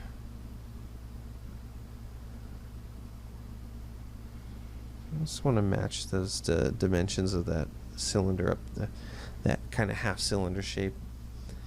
And I'll just try and match that. And then I'll just move this out. And we can just fill the hole, triangulate, and quadrangulate. And now we've got our edge loops that go across. So I know in the concept that this piece kind of curves forward. So I'm going to move this edge to the bottom of that curve. And then I'll move this edge in front. And that'll be kind of how I get that curve shape. Well, so I think that's pretty much the main shape.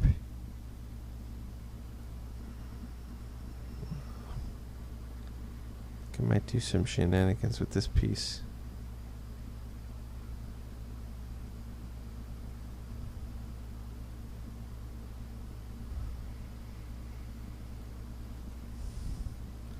So it looks like that piece kind of goes a little more flat.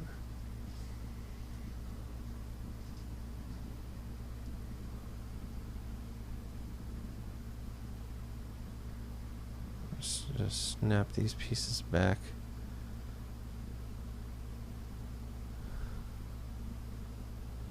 Then I can kind of just run the merge tool. Cool. So that's going to give me my main shape of this part. And what I'm going to do next is run the AutoCrease script, and then we'll just sort of grab some of the edges that we want to be included with our bevel. And I'll deselect that edge because that needs to kind of curve out. And then I'll just run the bevel tool. Offset fraction off, offset at 0.4, 2 segments and no chamfer. And now I've got a shape that's actually pretty good. Let me move these verts forward a little bit just to even that out.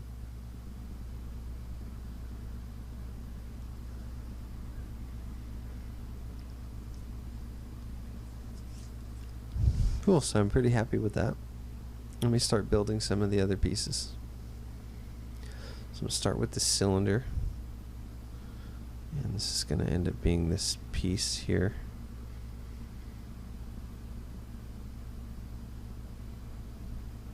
Let's make that 12-sided. And then we'll just duplicate it. And delete the faces that are inside. And then I'll just do my quick bevel. This is fraction off. Offset 0.4. And segments of 2 and chamfer off. So I'm just going to scale this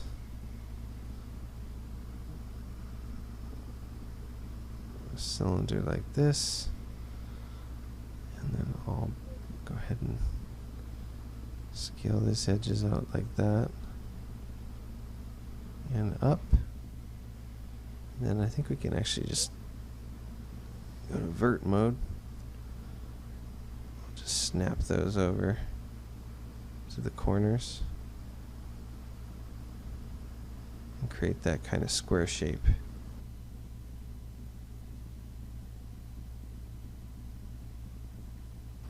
So now once that square shape is created, it could just merge the verts, and then we can just delete the bottom. Select my edges and get my bevel tool.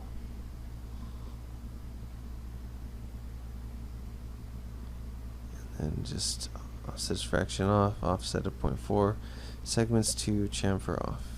And now, so you see I got some overlapping edges there.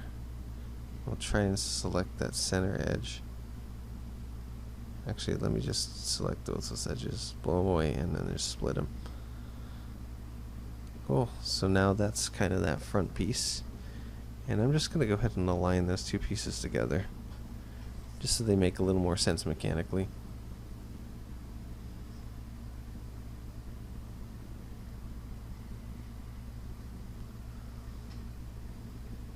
So now we've got these bolt pieces on there, which I'm actually going to just steal from here.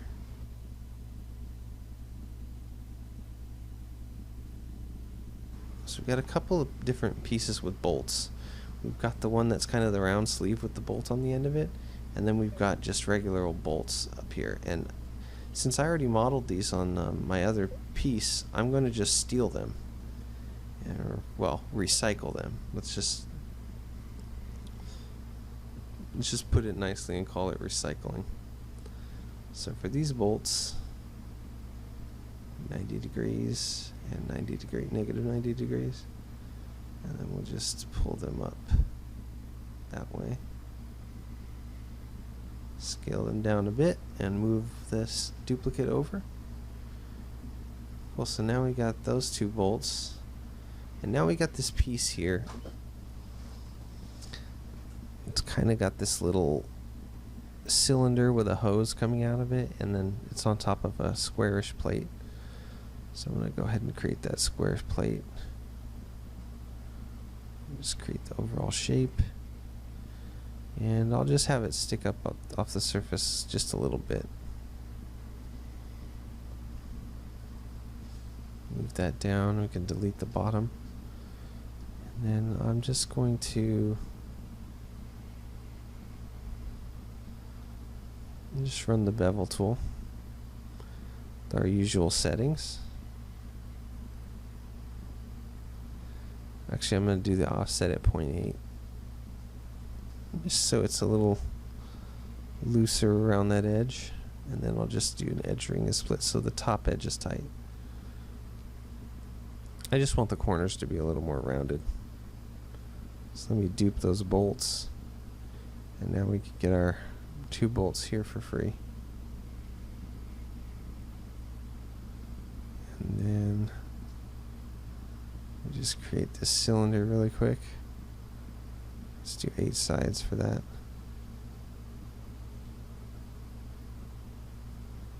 Just go ahead and move those verts down.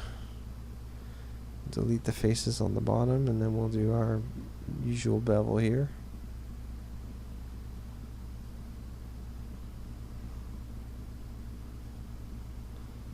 So we got that shape. So now let's talk about building this tube.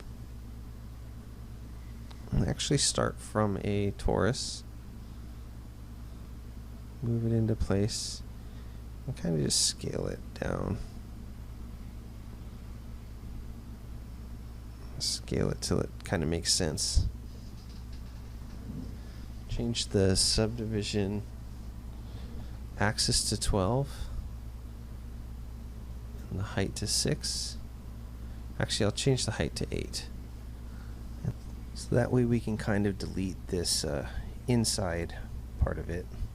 Delete that, and then I can grab these border edges, extrude and merge to center. And then we can extrude this back. So I'll just delete that, extrude this down, and delete that. And then now we have kind of this, looks like a pipe shape. Even though it's not technically an actual pipe. From far away it'll look like it. So I'm gonna want to add in an edge loop there, just to kind of support that curvature a little bit.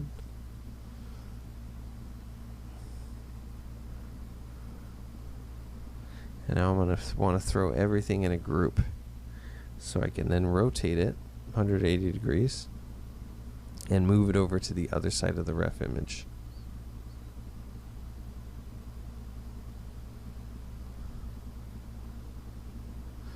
I can grab those pieces, set the pivot point to the center, and then just rotate them 180 degrees.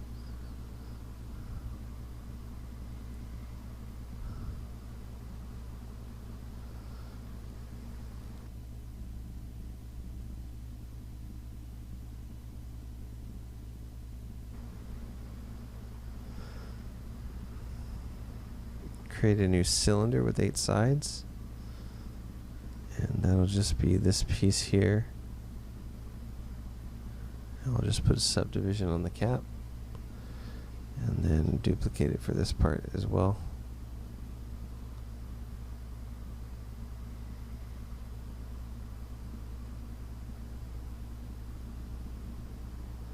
And you can see what I did there. I grabbed the original poly cylinder just so I could change the construction history.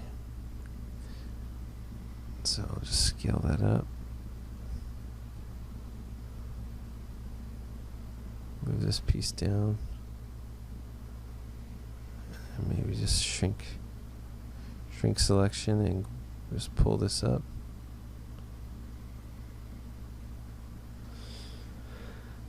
Then we can add our bevels.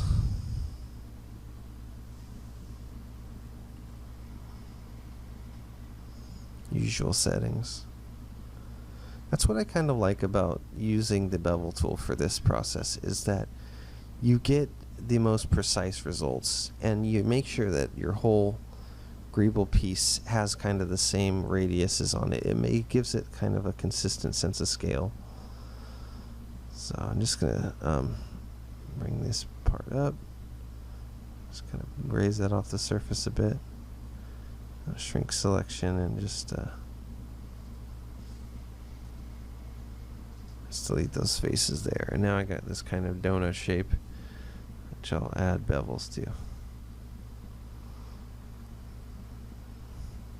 What would be really nice though is if the bevel tool just kind of read your mind and did the same settings every time without you having to kind of tell it that. So I'm going to steal my bolt from the opposite side and just bring it around here. So what I usually do for this is I'll set the pivot kind of to the center of the cap piece that I'm putting bolts on, and then I just rotate it around and duplicate with transform, which is Shift D.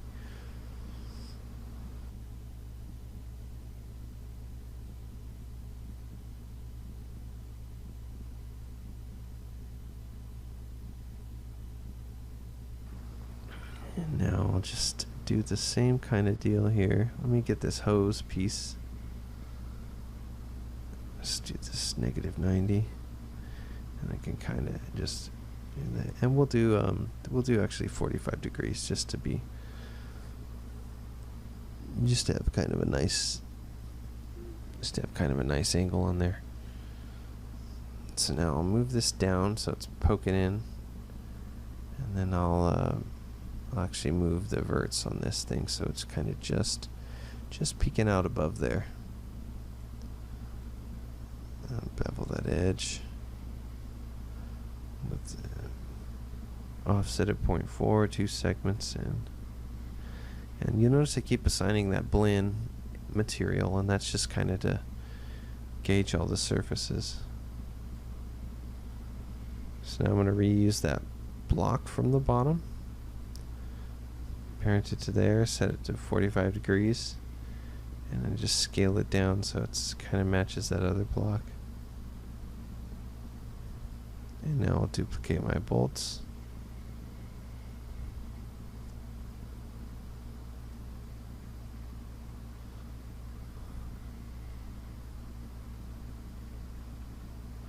And then I'll actually rotate this 180 degrees. So just do -45. Actually, I'll do 135. And then I can kind of move them both in equally in object mode. And actually, I'm going to move all these pieces up. Let me change it to world mode and just move them up. And I can move the edge of this down a bit.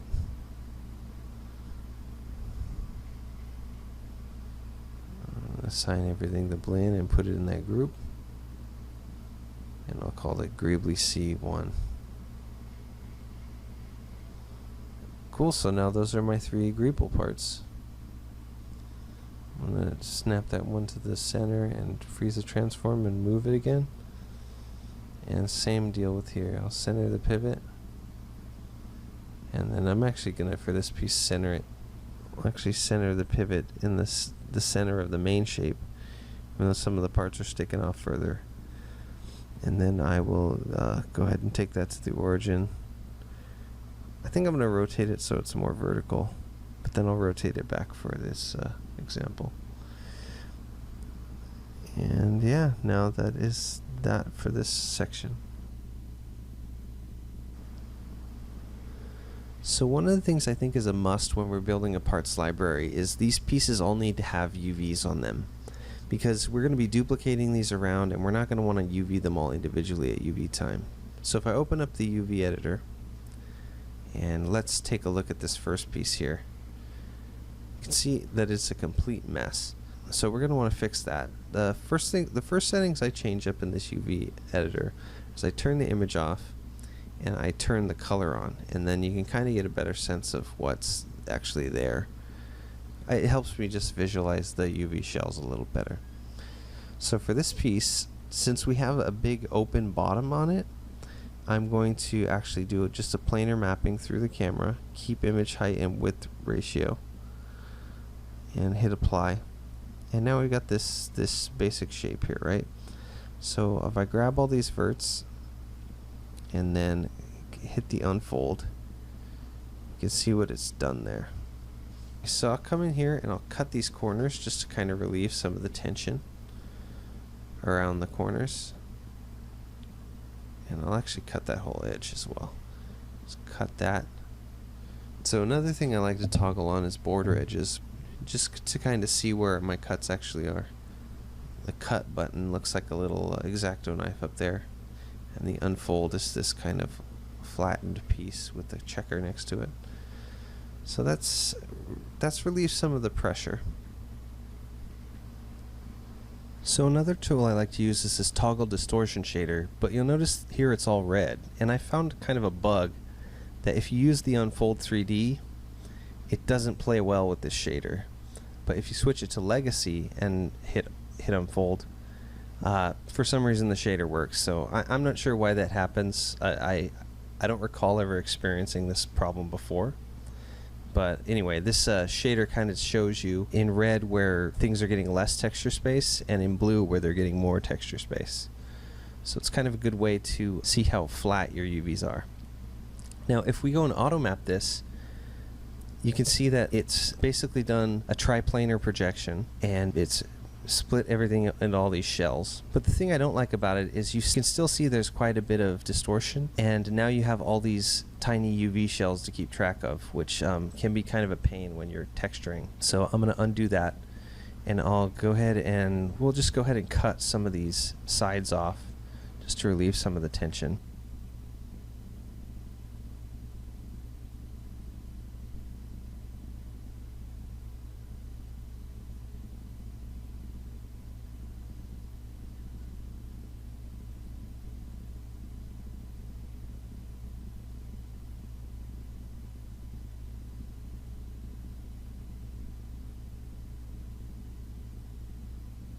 Got that middle part. There we go. So now we can move that off to the side. We'll do the same thing with these sides as well. And cutting these sides off is going to just help relieve some of the tension and give us a little better results with unfolding the UVs. So let me now grab these shells here. We'll just hit unfold. We'll switch it back to unfold 3D. I think the unfold 3D, I like the results it gives a little better. Although sometimes I have noticed that if a piece isn't unfolding quite right, switching between unfold and legacy is sometimes the way to go to get it to flatten out.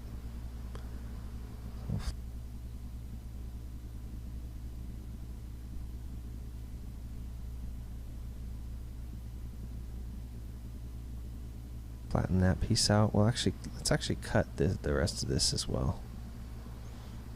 We'll cut this corner. And do the same thing on the other side. Looks like we missed that edge. Go ahead and cut that. Flatten that out.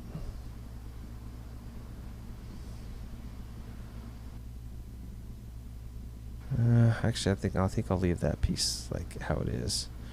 So grab this middle piece and unfold it.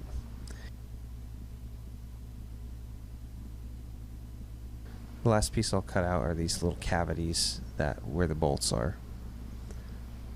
Just because they've got the worst distortion right now.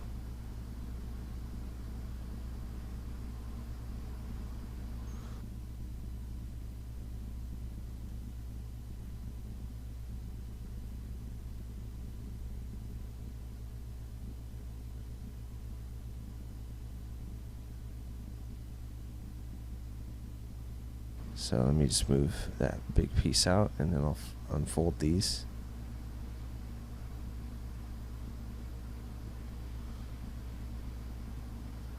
And unfold that big piece. And now it's not perfect, but it's better. I think this is as far as I'm going to take this piece.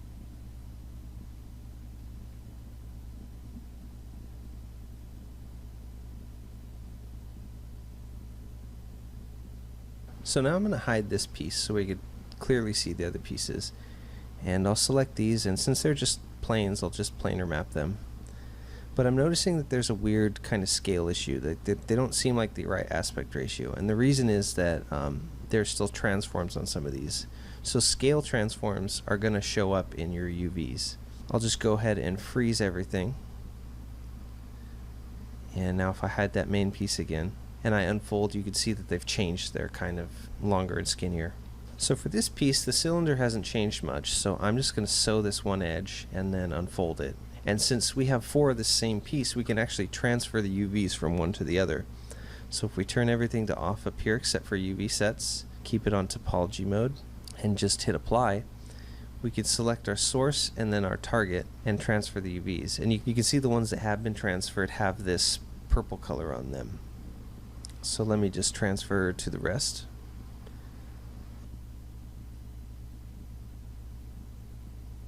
and then I'll delete history. So I'm going to do the same thing with these bolts. And for these bolts, I'll actually automatic map them. And then I'll just kind of sew them together like this. Sew the sides. That way we have a pretty nice result when we unfold. And now I can do the same thing. Grab the source and the target and transfer attributes. But the important thing after you transfer attributes is you want to delete history, because if you try to move some of the target pieces later on, you'll get some weird results. So just make sure you delete history after using that transfer attributes tool.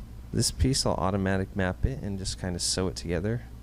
I want that kind of rounded piece to be all one piece.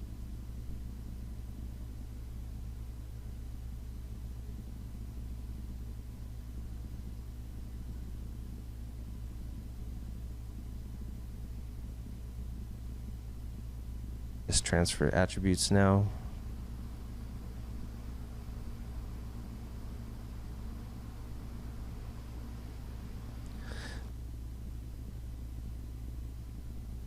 Now this one on the end is similar but different enough that we'll have to UV it as well. But I'm going to use kind of the same philosophy when I do this. Kind of get the fronts attached with the side, and I'll do the bolts in the same manner. And I'll just unfold both of these. And now for this piece we'll do the same thing as well. And just because it's different, it has that one open side.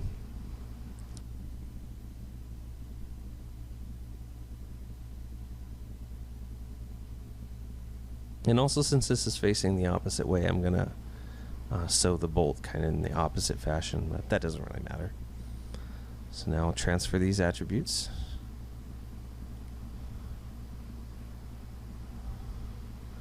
And now let me unhide all my pieces.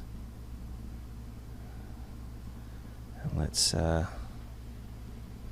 grab them all. We're going to assign a UV checker to our blend. Assign a file to color, and we'll grab this UV checker from our source images. And that looks really dark, so let me go into the file and adjust the color offset. And that'll just lighten up the image, and we can kind of see where we are. So you can see that the texel density here isn't really uniform, so we're going to want to use the packing, and we'll make sure this is legacy. And I'll actually set the spacing at 2K map size, and prescale is on world, and we'll just hit apply. And you can see now we've gotten weird results, and that is because I didn't delete history. So let me delete history real quick, and now we'll do it again. And now you can see we've got some pretty good results here for this first piece. So let's move on to this second piece here. And my UV window back. Turn the color on. Turn the stupid color correction off.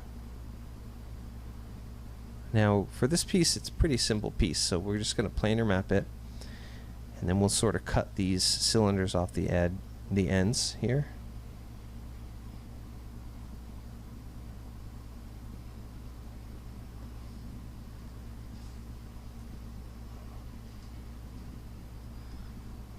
And then for the rest, I'm just going to cut right down the center of these tubes.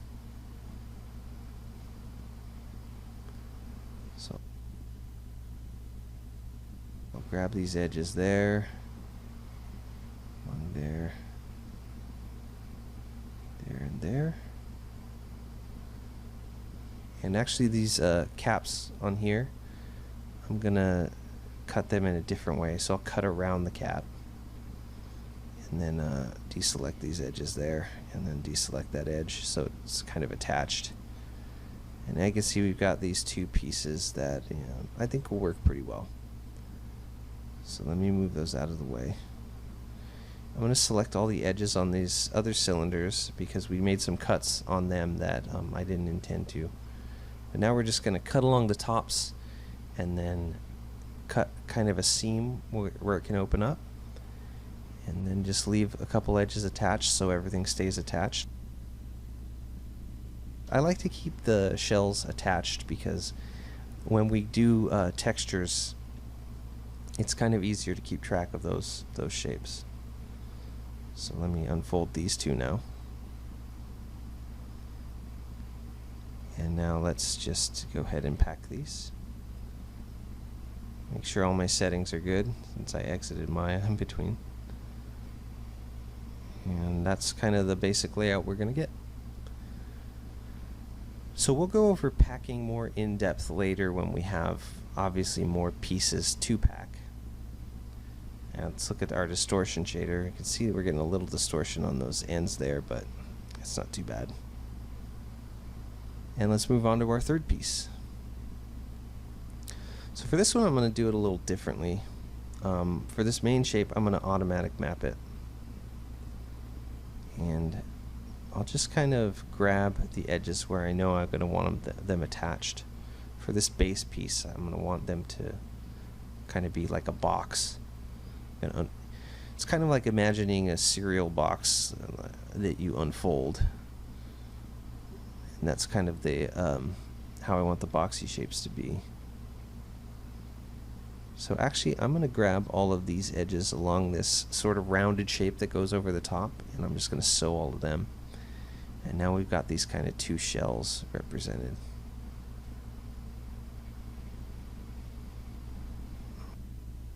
Attach that edge. Oops, I accidentally grabbed both sides.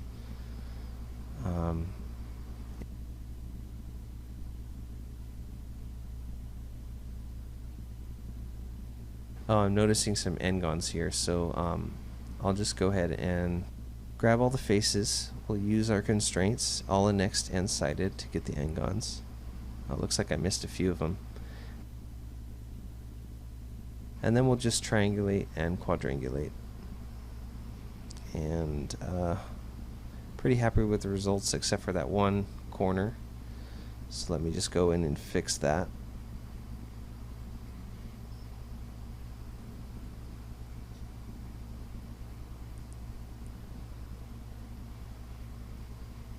So I'm going to sew these edges on here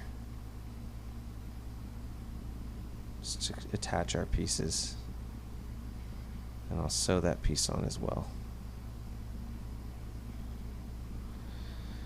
And then actually cut that one piece out.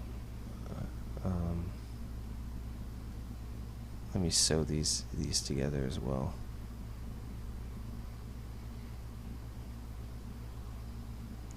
So when you automatic map, it's really more about just kind of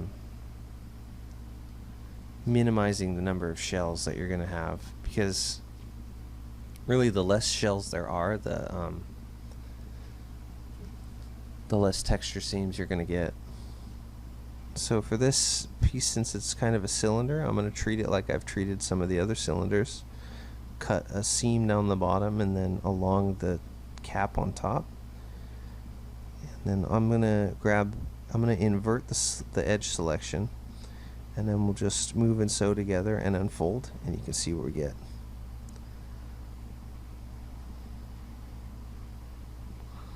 But for the other side, I'm going to actually just sew everything together. Just unfold that. Actually, I kind of want to sew that round piece to this bottom part. So I'm going to grab all these edges and I'll just move and sew. But then I think I want to cut this bottom section off. Just have it as a separate piece.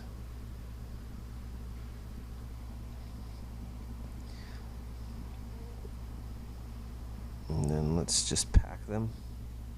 Keep it in the unfold one. Cool, so let's move on to another piece. For this one, I'm going to treat it as a box and a cylinder. So I'll cut the cylinder out. And I'll just deselect that edge there. So the cylinder will have a seam on it. And we'll just cut everything and unfold. And I'm going to attach the cap of the cylinder there. So that's that piece. We'll do the same thing here. Cut that and unfold.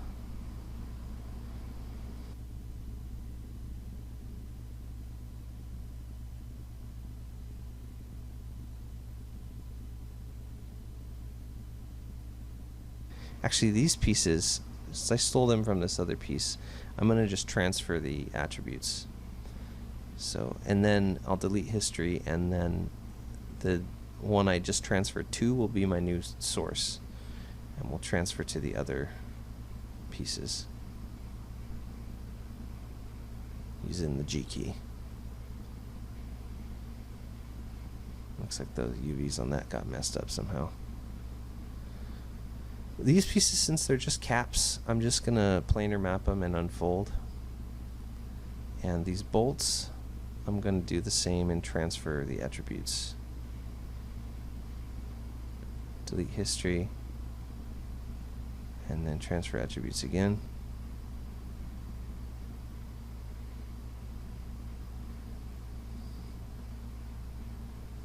And then let me just grab these ones as well.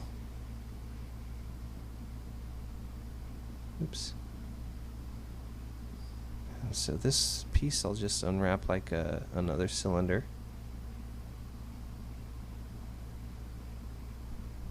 And there is a cylindrical mapping, but I find with this new Unfold 3D, it really treats the cylinders very well. So it's kind of a quick and easy task to just cut the seams you want and let it do the unfolding. Cut this last box. And these three should look fine. So now let's grab all our pieces and just pack them.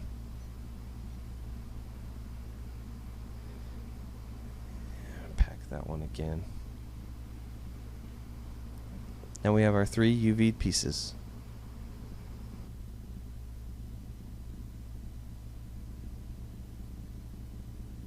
You can see the even textile density across them. So this is where we are at the end of week 5, but there's one more thing I want to talk about before we prepare these parts for our library. So if I grab GreebleA 2 and isolate it, so I want to talk about Polycount for a minute. And you can see your Polycount up here in your heads-up display inside your viewport. If you aren't seeing this, what you need to do is go up to Display, go to Heads-up Display, and check Polycount, and that should show up.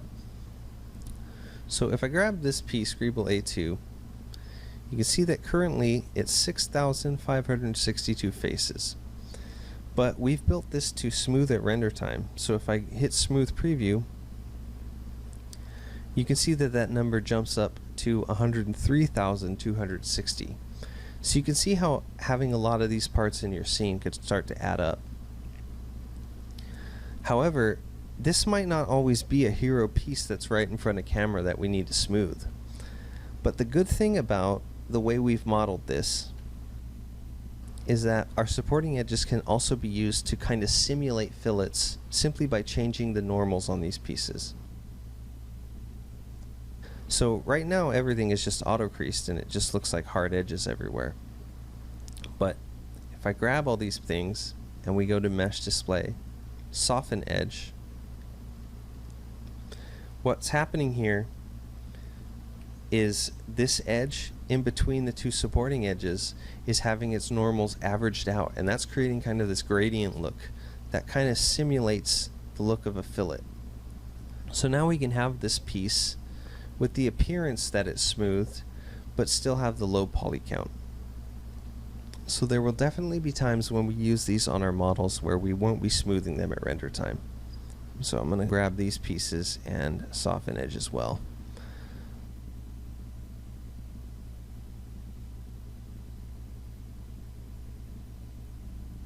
Now where this starts to fall apart is where you have cylinders like this. Obviously we smooth preview, those things round out, but when we unsmooth it we can see the faceted edges. So it's really going to be a case by case basis, but my rule of thumb is going to be If you model a part with supporting edge loops, go to Mesh Display and just soften all the edges. So there are a couple things I need to do before we export these parts to our library. First, let me turn on the reference image, and I'm actually going to grab this first plane and we're going to split it into two planes. So how I did that again was I'll just duplicate this. So I'll go to face mode on one, delete, select the other, face mode, delete. And now I'll just grab all these and center the pivot. I'll move this up here. So when we put these parts in a library, we're going to want them to be consistently scaled since we're all working separately. And the best method I could come up with for doing this is to find the common element in all three of these pieces, and that is the sprues.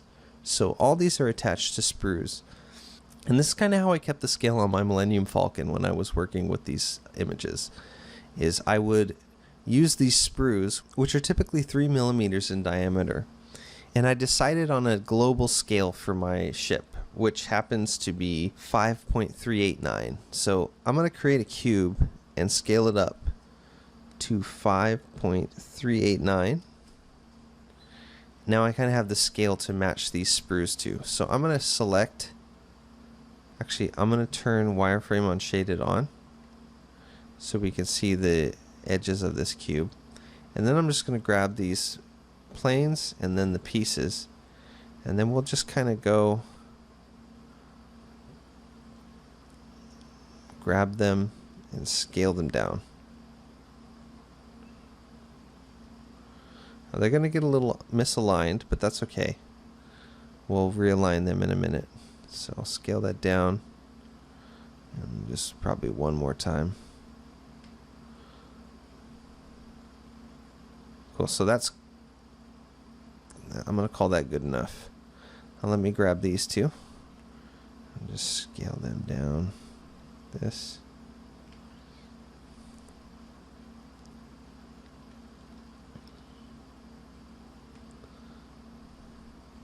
And maybe just a tiny bit more. And then we'll call that good enough as well. And now for the final piece here. I'll just take this and then GreebleC. We'll just go ahead and scale this down as well.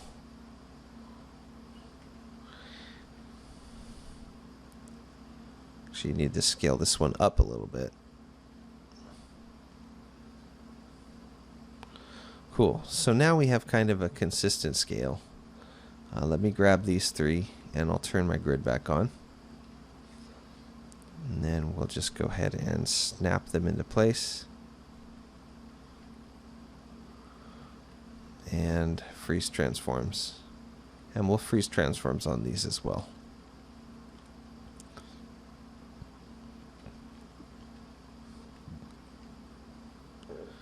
And we'll just go ahead and align these with the grid here. So let me grab GreebleA, B, and C. And now I can just, I'll move this cube to the side for now. Actually, we'll call it scale cube. And I'll put it up here with my reference stuff. So let me turn wireframe on shaded off. And I'll turn off my reference images. So now I'm going to take these parts and I'm going to actually duplicate them, group them, and hide the group. So this will be my work in progress, just in case I need to go back to these parts. I'll just move that up here. And we're going to take this one, and actually let's again snap these to the origin, since these are the duplicates. And actually this GreebleC, I'm going to want to change the pivot point to the bottom here. And we'll just rotate it this way. And actually I'm going to want this to face down X. So I'll rotate it 90 this way as well. And then I'll just snap that to the origin.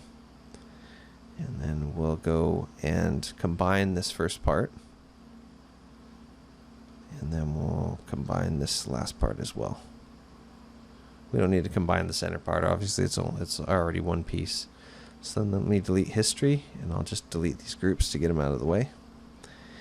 And the naming convention I'm going to want you to use is obviously this is Greeble A, B, and C, but I'm going to want you to put the number that goes with your image in between.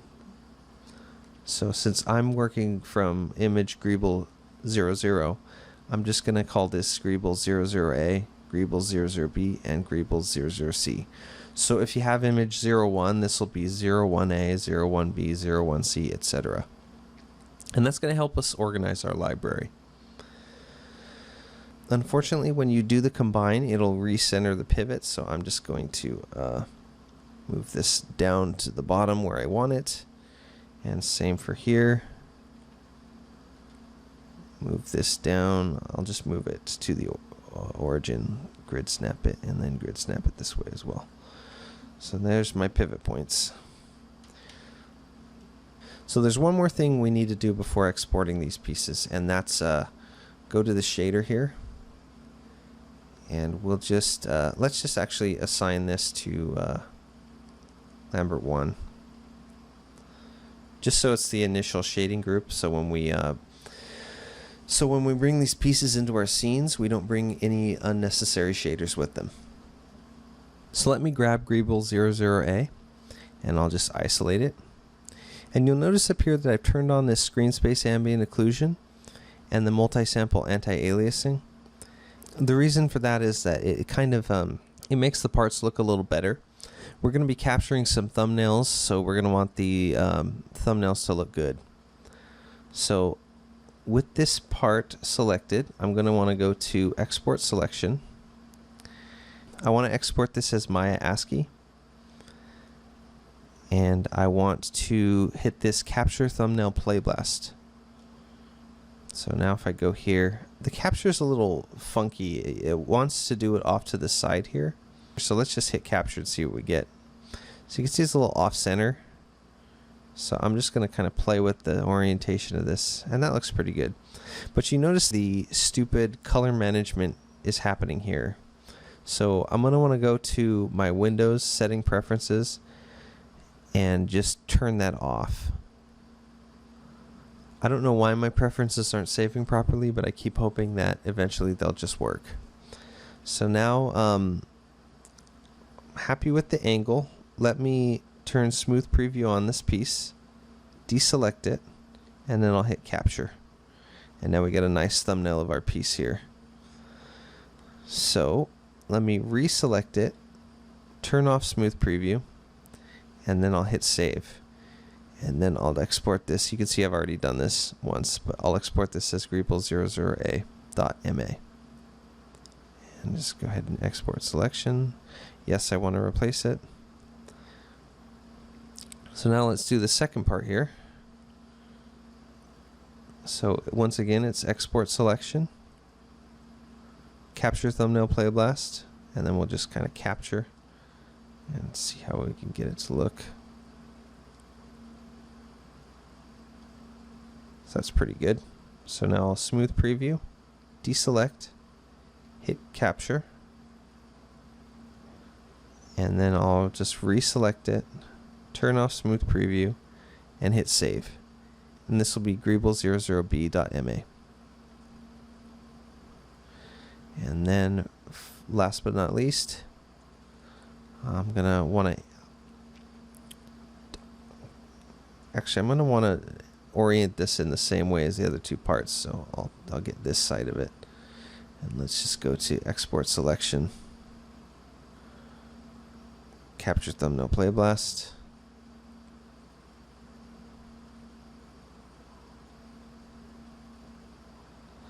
And then I'll hit smooth preview, deselect, capture, reselect, save, Greeble00c.ma. Export selection.